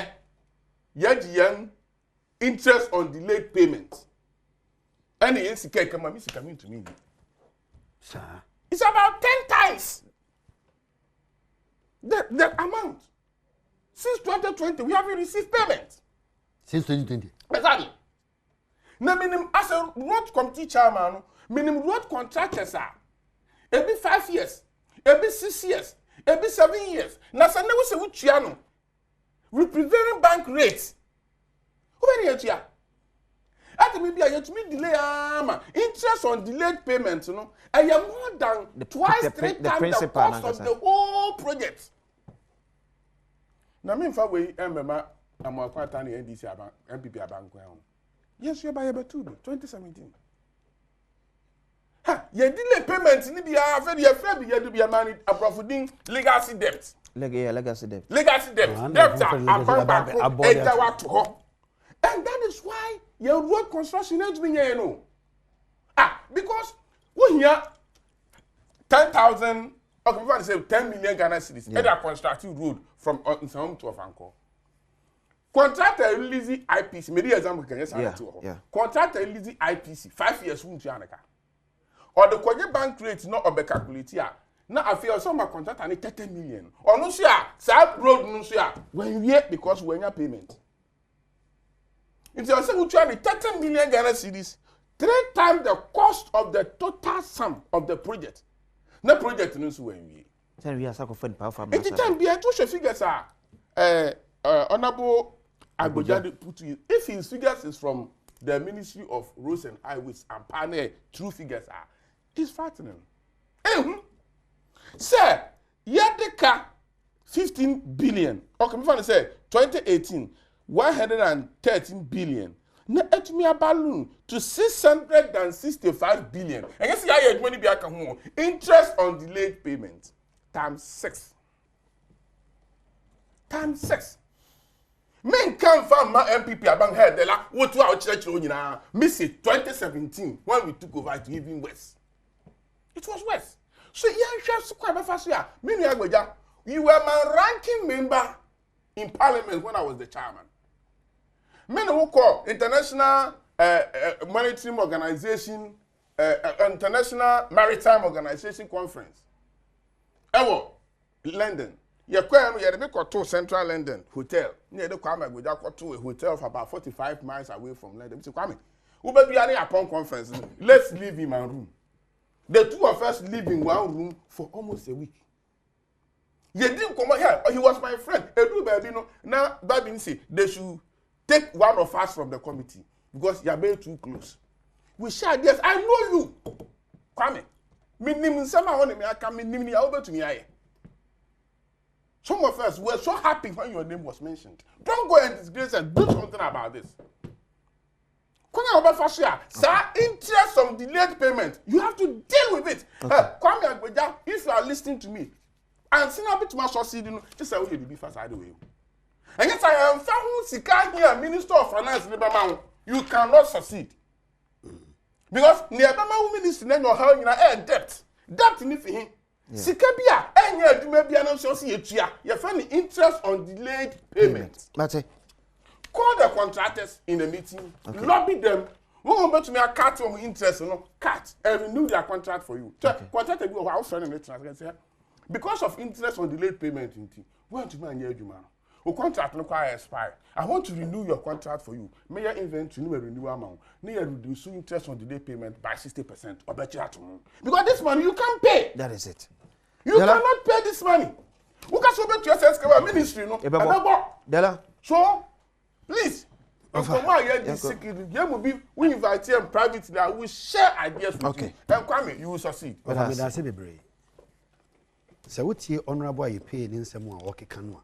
The children say MPP are buying a best in coin. Na yintieno. Na yintieno say. Now ideas work can pay. Say the NDC must not fail, the NDC must not fail. The okay say oh ideas or demand not buy one fact. Because from the discussion, he has been in parliament for almost 12 years. He has experience. He's been part of government. He knows some of the things. Baby, I know I can say there was $6.7 billion. He released $2 billion to suppress currency. All these are ideas. But his government didn't listen. Now, I say the IMF no I call yet so 2 years or 3 years ago. I fail na benefit in the beba. It is a benefit in the the NDC must not fail. MPP are $600 million on 2 occasions. Be correct, because it's not the money aspect. I can't say policy nation. So 2017. Yeah. Na NDC buying na IMF regulations and benefits were but MPP be enjoy. Yes. Mama predicted say inflation was going to drop, the city depreciation was going to be down. That time no MPP for buy make mama penyin ni ka kire say wo mo buy ye no sika na ho den no so ache e ma ende cedi no o mo de handcuffs egu cedi ni nsa e de key na kwa koma me ba e de cedi na kwa koma IGP dollar no koma o mo de dollar no o mo de handcuff egu ni nsa e de keys akoma IGP. 8 years down the line the economy has slowed down to the extent it say as a result of COVID-19 and your almost COVID-19 and Ukraine war. Banchi boyedini, Jane boyedini, and Chene book boyedini. Now political party ayatu abamount say because Ukraine Russia until a Jane boyedini. Now be so who say abayeti we are to abaya to mama you will see a time. Labor akosoro. Banchi boyedini, a bro boyedini, a comedy nipa. O say because Russia ni Ukraine for wa abra wo abra wo inflation. Inflation 18%. Wo no a won ko ye no a be biensie no, wo inflation is 54%. Well, they don't import. And you say you don't import. This system work. What can we do? What can we do? But I wouldn't know there. Onaba you pay. Onaba you pay, Mr. Onaba you pay. Aban NDC aban must not fail, and they should not fail. Exactly. It's a point. Yes. Because what for GD and a war and na kufa no ba omi emu. Esan lectures bi a wo mo ye ya ansa na wo mo ba ban mu no NDC anya lectures ni bi. What for mo ye lectures ama yetumi ka kire yen say the external factors cannot jump Nigeria, Burkina Faso, Gambia, Togo, na Ghana nkwa economic factors ba umia. Say economic factors say Russia-Ukraine war cannot jump all the Liberia, Benin, Cote d'Ivoire countries no na Ghana pe. Enti eyeden na enyoma boy edin a ye de hye Russia-Ukraine. Eno nti na Ghana for to aba. Overtie me feel say this about we should not do the highfalutin things, complex things. Yenye the basics, simple things. Ne nipa ehunu say aban no ba ye no. Enyoma nketenkete bia ye ka say onye no hihye no oye na mpa so oye. Wofa enya say ye besi, me fa say ye kosi the biggest hospital in Ghana. And ebe boase ye see the clinic by clinica. Yenye ne sa. Yenye ne polytechnic by polyclinic by polyclinica. Yenye ne sa. Enyoma nketenkete ye be yi ankofo be hunu say ampa aban we ba ye ediri mu. Na so hu aban no awutumu say the aban no yiye no kire say are sensitive to the needs of people in Ghana. I don't know say. Wofa the ya reho kakra ne say wo abem na Ghana fo su say enyoma nkoyi. Na we aban mu nipa na obebie wa no a kasa efi onu ba no ye kasa tan. Sere. Say ya point is ni nyina benya akomapa eni kasapa. Say engo ebeduru baby be dey na say people will come out us and say this. Wo mo ba na so mo ka tie bibia. Ye mfantum say de nipa ko no ka ne no. Se manje antuma anye de oye no a ochine bi odebeto abatia. Eno ne bottled up emotions. Eno ne ye de to about 2024.